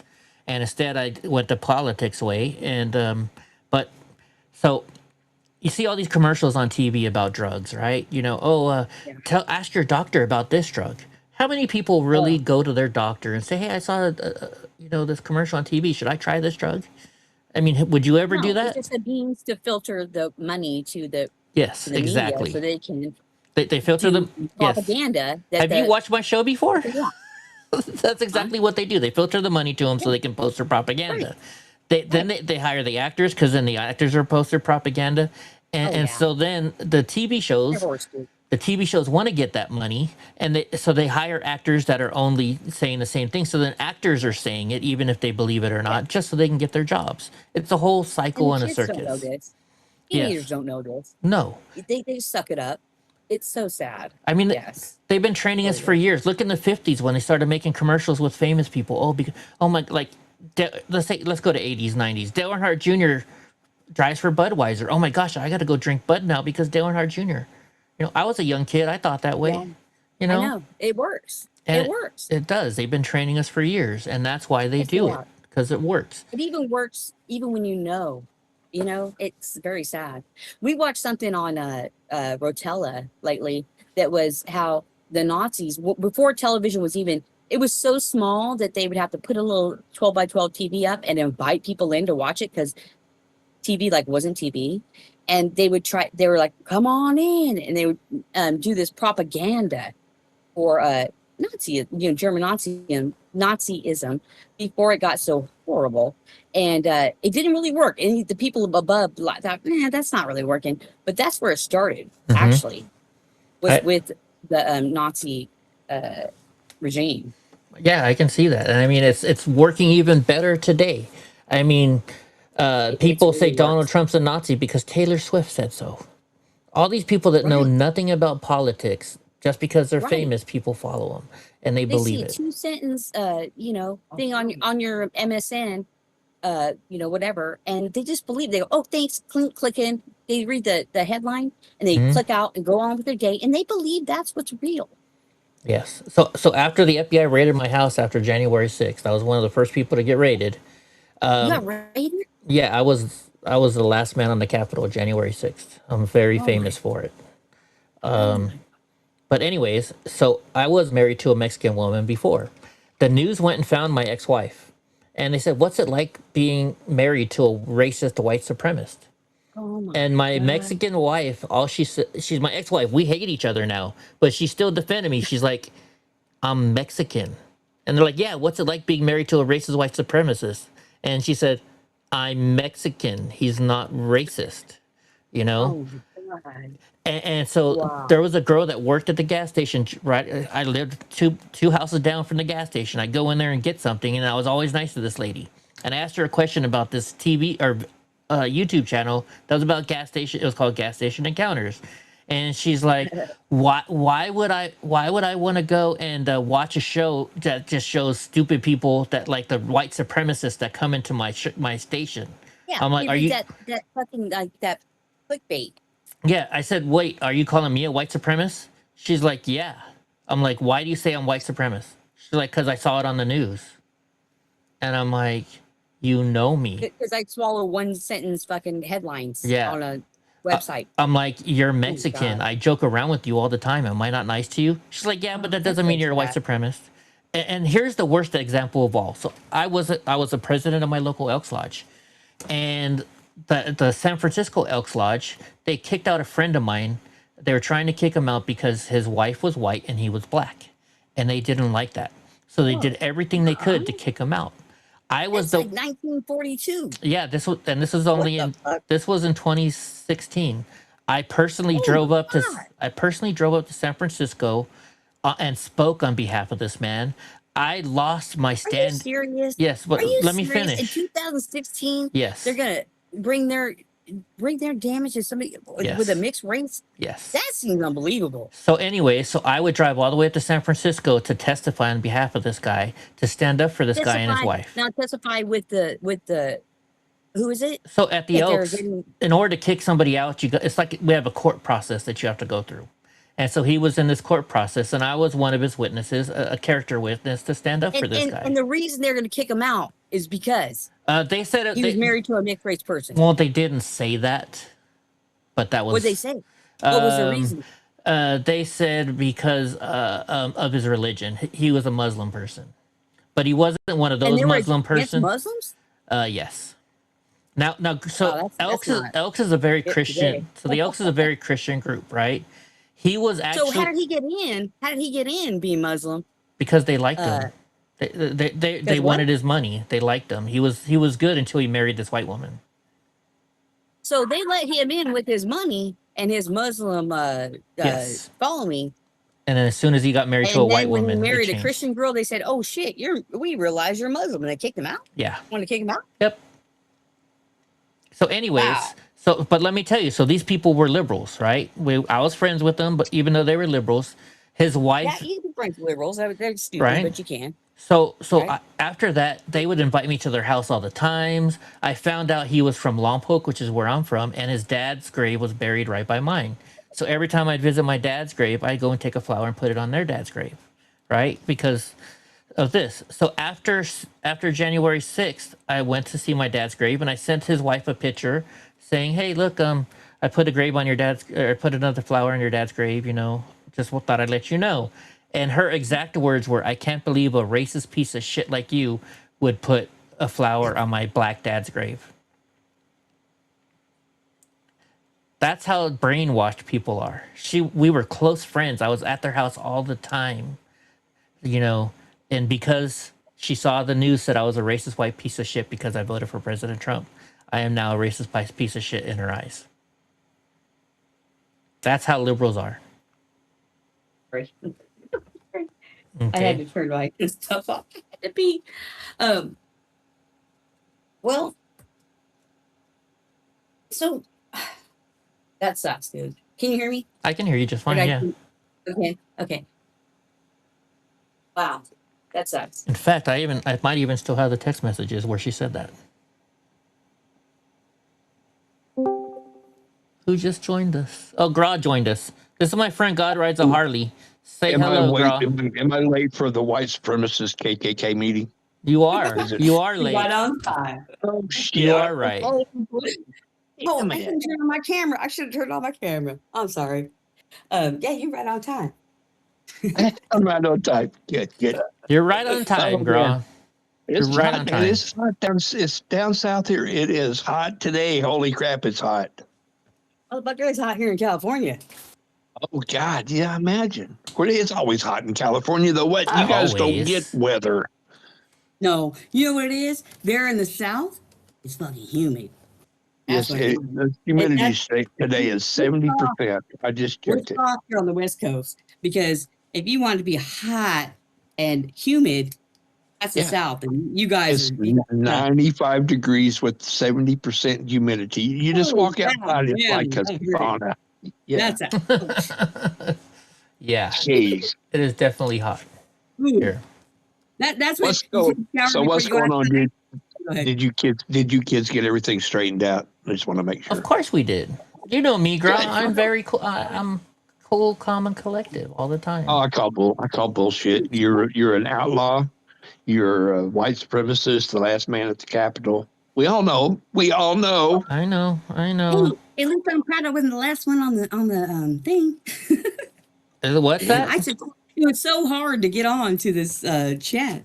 I'm just glad I'm not the last one. Well, I used to do it in Discord all the time, but because of all the issues with everything, I don't anymore. Hey, I heard Discord's gonna do that whole try to do the face recognition, all this bullshit. So I'm not looking forward to that. But yeah, they got that. Yeah, they got that. The kids have set up for me, so. Yeah. So here, if you look, I don't know if you can still see the screen, but this woman says, "Thank you for this, but I'm stunned a Proud Boy would give a shit." And she said, "You did video and got your 4th level degree, Proud Boy. That's racist. I'm stunned you care or even sent this to me. To think we called you a friend, had you at our home, and you stood with that scum on January 6th. This is the text that this woman sent me. That's just, but that's the norm. You can't walk across the street without finding somebody like that. I don't care where you live now. Yeah. They're so stupid. They're so stupid to not understand what Proud Boy and there's another one, what that means. The they 3 don't even get it. percenters. It's like they're fighting for your freedom in this fucking country. Yeah. And you're going to go against them? Why don't you get the fuck out of the country then? To this day, they're still saying that 5 cops died on January 6th. Bullshit. Yeah. The only deaths that happened were from the fucking fake ass cops that were doing that. Yeah, it's And just so you know, Tommy Tatum posted a video, I think it was yesterday, where Brian Sicknick, they said, he got sprayed by pepper spray, and that's why what happened to him. No, he got sprayed by pepper spray from fellow cops. Exactly. It was fellow cops that sprayed him. Bottom line is this, because we all either seen it or we was there. Who started the shit? The freaking cops did, period. I don't care what anybody else says. Now, it's all there, but no, do you think they're going to show that on in any of the court proceedings or any of the HBO specials or anything? None. They lit the velvet rope. Oh, come on in. It's a Saturday and there's a tour. And then it's like, gotcha. And then they send them, and people didn't even show up there. It's the only insurrection I've ever seen that had tour guides and doormen. Right. Right, that and people didn't even go there. You see those guys that were in a what do you call that? Confinement? Oh, so solitary. Like 4 They're in years? solitary. Yeah. The peacekeepers, the oath keepers, they're Yeah. in for 4 years in solitary confinement. That would drive people crazy. And they were in there, and they come out here like they just man, they're freaking heroes, man. I mean, and so the SPLC was on more or less on trial. Well, they were under oath. The president of the SPLC was under oath yesterday. Yeah. And he's still spouting J6 bullcrap. Oh, I just wish we could just like what's that called? Just hook them by the throat and say, if you're lying about that shit, you just go in. Like, I'm glad that they were released. You know, I'm really glad about that. But the fact that nobody's paid for putting the bucket in there is bullshit. It is. What's happening with that? What is wrong with that? Even Steven Crowder got it wrong. He's like, well, yeah, some of those people were in there for months. And I'm like, whoa. Months? Oh, that'd be vacation. They were there for years. No, they were in there for years, man. Yeah, exactly. Shell, do you know who Enrique Tarrio is? Enrico Tarrio? Enrique Tarrio. Do you know who he is? It rings a bell. So he was what does he look like? He was in charge of the Proud Boys. He's a friend of mine. Yeah, does he have an eye patch on? No, that's the head of the Oath Keepers. That's what's his name? Yeah. Okay. But anyway, so Enrique Tarrio is a black guy, a Cuban black guy, who they say is racist because he's a Proud Boy. But he got the longest prison term out of anybody for January 6th. And do you know that he wasn't it 22 years? 22 years. And did you know that he was never even on the property? He wasn't even in the city. He's not the only one. Yeah. You can't hear They turned him around at the airport, didn't they, Eddie? They turned him around. Yeah, they arrested him at the airport because of some stupid thing. Somebody bought some weapon clips off of him, and so they arrested him for that. And they took him. Well, as soon as he got out of jail, they said he had to leave the city, and he went straight to Baltimore, I believe. It is so corrupt what that regime did to us, and it's like we are so soft with how we handle their bullshit. Like I agree. Absolutely. What's going on with Trump with this? Like, if we played that was Smash different, Mouth, Sneaky. If we played Smash Mouth like they did, we'd be like whooping people into jail. It's so frustrating. I say we start doing it because you know what? We've already been accused of it. Why not? Yeah, know the term Nazi carries no weight anymore. The term white supremacist carries no weight anymore. The term racist carries no weight anymore. You know, we've heard Trump talk in the past 2 days. Sorry, Trump has been talking the past 2 days about how he's got receipts on how the 2020 election was stolen. Motherfucker, quit talking about it and drop it. Let's see it. I don't even want to hear about it till you're going to show us the proof, man. Let's find the rock and roll. 6 years ago, when these motherfuckers have already moved on, they're not even doing any consequence. And now you got LA and California, who they do the same shit. What's going to happen? In 6 years, they'll be like, oh, we figured out that the LA one were the Elwoods have figured it all out. And it's too late. We're going to invest. We'll investigate that. Yeah. They've already been, what do you call that? Promoted to somewhere on the East Coast, because what they did with the bitch over there in with the January 6th, they moved her over to the University of California, Irvine, the black bitch that ran the Capitol Police over there. Oh, and yeah. It was like, oh, everything's okay. They moved over here to give her a job over at my house over here in California and promoted her. So now she's working 400, 500,000, who knows? I thought she got fired. Your mouth shut. It's fucking bullshit. And these people that are up at the top need to be taken down. And Trump is just caving to. It's like he was a mountain, right? And now it's like he's crumbling down to where now he's fucking crumbling down to these fucking rich people because he's one of them. And it's fucking annoying. Yeah. The part I'm so pissed off about is the Epstein files. That's what pisses me off. He's not letting out the Epstein files. It's gonna hurt talking about the Epstein friends, bro. You went for fucking president. You should be representing the fucking American people. And he's done a lot of good. I'm not saying he hasn't done a lot of good, but that is bullshit with this fucking, oh, my friends are getting hurt with the Epstein stuff. Okay, you rich bitch. You know, we thought you were the man of the people. Okay, it's not just being that he's rich. What it is everybody has dirt on somebody else in Washington D.C. And if he goes out on with the Democrats are going to release so much shit on every Republican politician in D.C. Yeah. That's what they're worried about. That's their whole fucking mountain they've been building for 30 fucking years. Yeah. They've got a little get you with everybody. And this eventually is going to be the downfall of this country. Is all the corruption in there because everybody else in the world knows. And goes in there and does it. That's what my husband says. Yeah, because everybody knows the whole damn system is corrupt. It is. It is. But thank God we know now. Because how Hillary? Oh, go ahead. Sorry. No, it's okay. I was just going to say you got Tampon Tim and the Attorney General for the state of Minnesota. Today they said we're filing indictments on them. And, you know, do you think they care? They both made probably $40 million apiece. What are they going to do? Send them home. They won't go to jail. They won't have to pay the money back. Just go home. You need to resign. Elon Omar, what are they going to do to her? They're going to send her back to Somalia. Oh my God, that's horrible. Never going to happen. Keep the 30 million and quit. No, nobody is held accountable. Oh, ouch!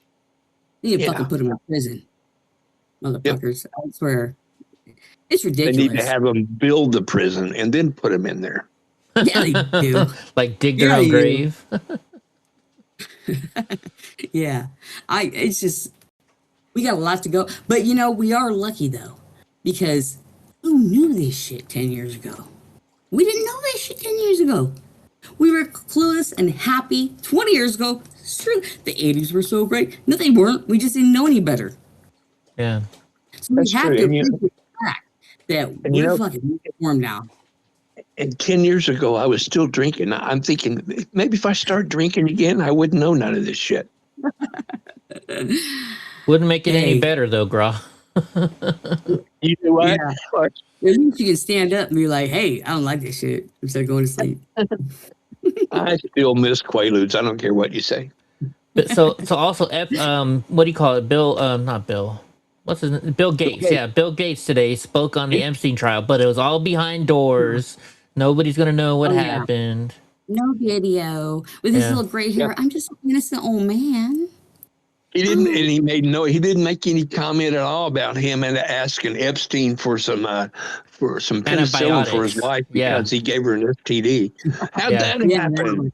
How did that happen? You catch it off the toilet seat on the Epstein jet? Well, I don't think so.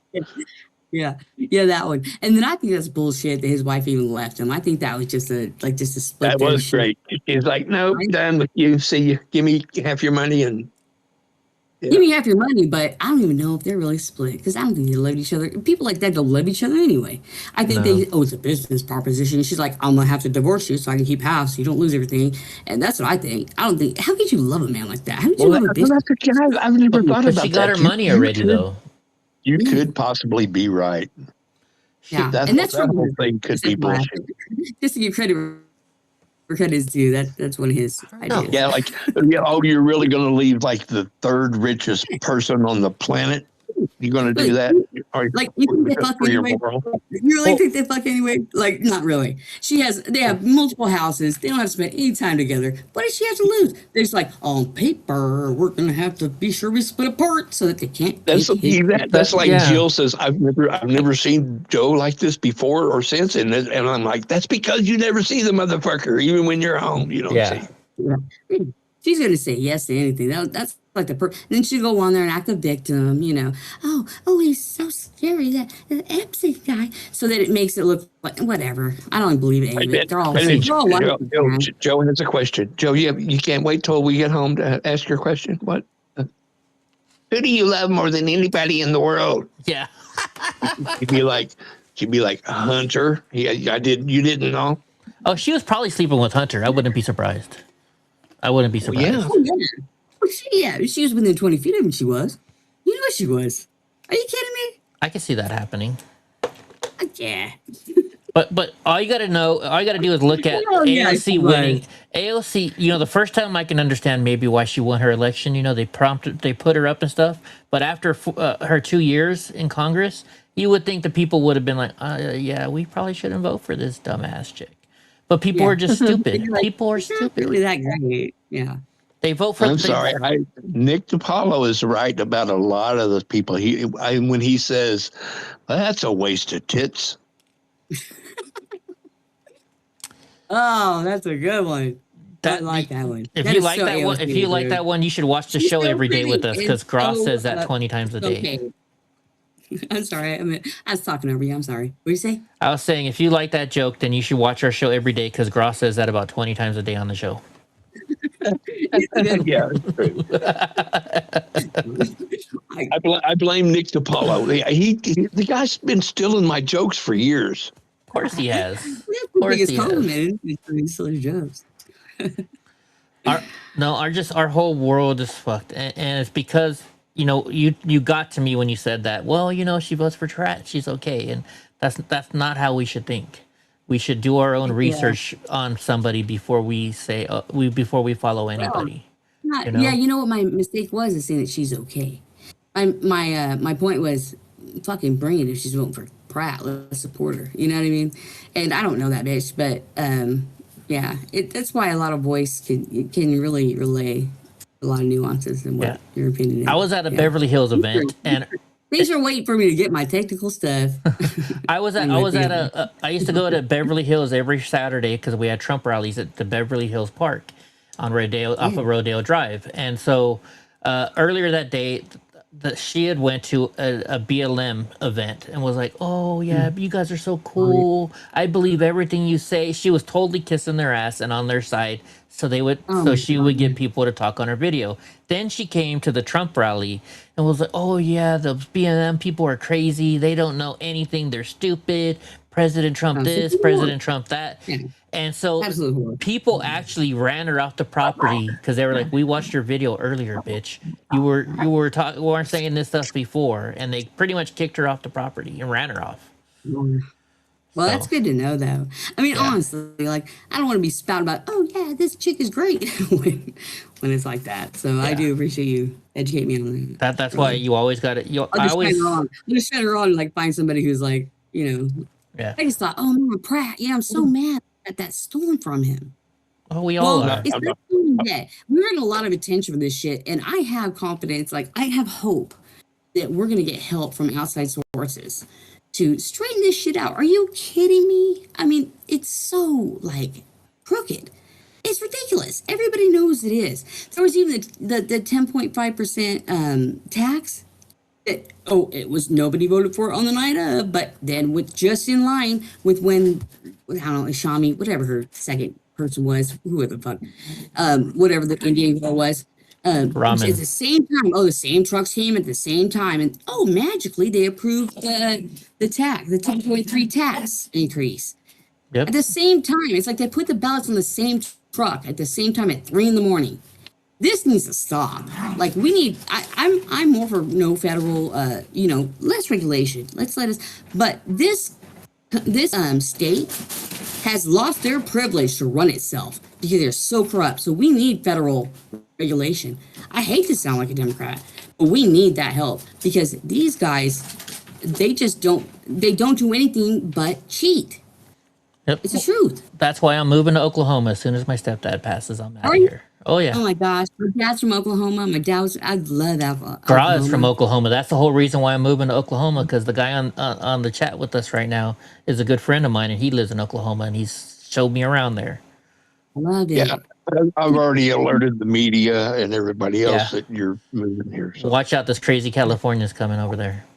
That's right. Go ahead, vote blue. Vote blue will put you down in the storm cellar with the rest of them motherfuckers. No way in hell I would ever vote blue. I mean, come on. You gotta let him have to say something sometimes. You got a lot to say. Liberals just. All right, guys, I gotta go. Yeah, I do too. I gotta end the show because I gotta start editing video and stuff. I appreciate you coming on. But real quick, just so you know, I wasn't trying to be rude to you. I just don't like when people, my show is called The Yeah. Truth with Eddie Block. My whole goal is whether I like it or not, I'll show you the truth. And a lot of appreciate that. people don't like that. Some people are like, but Eddie, you're going against President Trump. Well, yeah, because he's wrong in this situation. I I don't like respect that. I don't like people that will follow everything he That says. girl. So you're right. You're right to check me on that because I didn't know about her history. I mean, I appreciate her supporting Pratt, but Yes, I you can were say right that. to check me on supporting her in particular. So There you yeah. go. All right. Yeah. Well, so now you know where our show is. We're on every single night after. You can come on after Rotel and come visit us. Cool. So Sounds good. all right. Okay. Nice to meet you. Bye. Have a great night. You too. Bye bye. All right, Eddie, man. All right, Yeah, it was good. I sent you a bill for my psychiatrist to explain to him how you made me watch that OnlyFans video of Corinne's, and I I thought can't you were the sleep one that anymore. sent me. You're the one that. No, it was Mr. Green. Yeah. Mr. Green sent us Yeah. that video. It was Mr. Green. That's right. It was. Yeah, so we All got to right, send man. him a bill. Have a good night. Holy crap! It's 11 o'clock here. It is. It is. All right. Yeah. Good night, Gra. Have a good night, buddy. Good night, man. Have a good night, bro. You too. All right. If I can find that red button. Where's that red button? Right there, because I ended it already. All right, guys. As you can see, here at the Eddie Block Film Show, we welcome everybody that wants to come on. Anybody that wants to ever come on the show and say, Eddie, you're wrong, I welcome it. I really do. And I won't be mean. As you can tell, this lady was a nice lady, and it turned out we both thought the same way, right? So it all worked out great. Don't call me Latinx. Oh my Latinx. Oh my gosh, she's Puerto Rican. She's not a Latinx. She's just a. She's got. I'll be real. She's got nice boobs, like Ross says. But yeah, she is dumber than a doorknob. And have you noticed they're sending her all over the country now? Oh, look at what's going wrong. She's turning into this person that they send all over the country, right? And my thank you for joining us, Maya. I'm glad you followed us yesterday. I appreciate you coming from the BCC, not BCC. We had oh my gosh, my brain's frozen right now. But we went and we raided him. In fact, we got to raid somebody tonight. Let's see who we're gonna raid tonight. Because I got to go cook dinner. I got to feed the puppy dogs. Because Donald... By the way, have you guys seen my new video that I made for Donald J. Trump, the service dog? My dog. Hold on. Let me play it again for you. For those that weren't here earlier, I made an AI video for Donald J. Trump, the service dog, which is my dog. I am Donald J. Trump, the service dog, and do not forget it. The best service dog, tremendous. I am Donald J. Trump, the service dog, and do not forget it. The best service dog, tremendous. I love my dog. He is the greatest dog in the world. So let's go to Rumble. Actually, no, I want to play that song again. I got that song in my head. The Ghoul Dolls Slide. You know why? Because I mean, it's not just the song. I love redheads, and unfortunately, I had the biggest crush on this woman who I don't even know if she's still alive because this video was made in the 90s or something like that. Where is she? Where is she? We're gonna play this song, then we're gonna raid somebody. How about that? We'll play this song and then we're gonna raid somebody. This woman, she is beautiful. Unfortunately, she's probably a liberal somewhere too.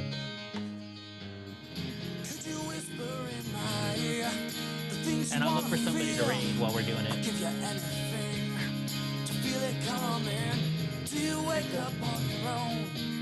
Anybody have a raid suggestion? I wanna wake up where you are. I won't say anything at all. So why don't you slide?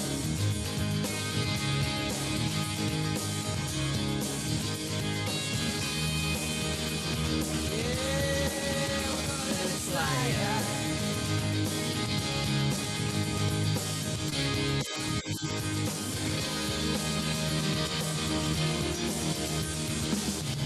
Don't you love the life and chill? See what these good people are doing. Don't suppose I'll ever know. So means to be a man, something I can change. I live around here. I wanna wake up where you are. So we do Portland Andy. I guess we'll do Portland Andy. So why don't you slide?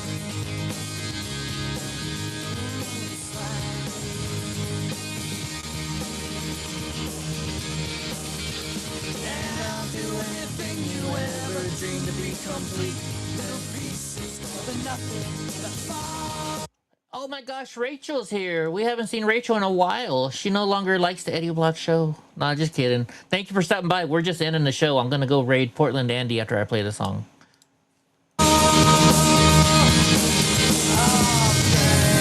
Put your arms around me.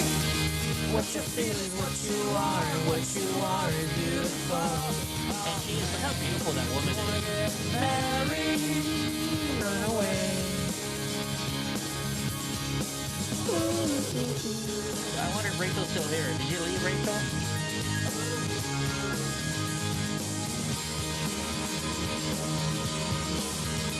I'll do anything you ever dreamed to be complete. Little pieces of nothing that fall. Put your arms around me. What you feel is what you are. What you are is beautiful. Oh, baby. To be married, run away. I wanna wake up where you are.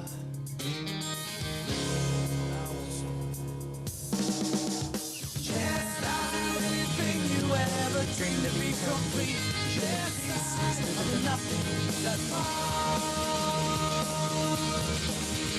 Yes, I'll do anything you ever dreamed to be complete.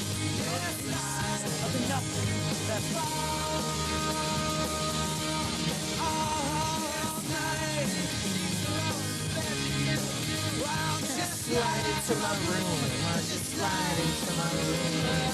Run away, run away, run away. All right, I'm gonna play Donnie. You gotta play Donnie one more time out, and then we're gonna head right to Portland Andy. I am Donald J. Trump, the service dog, and do not forget it. Check The you guys best service later. dog, Good tremendous. night. I am Donald J. Trump, the service dog, and do not forget it. Don't The forget, best y'all. service dog, tremendous. I am Donald J. That's Trump, right. the service dog, and do not forget it. The best service dog, tremendous. All right, let's turn that off now. Let's end the broadcast here. Let's turn Andy's up.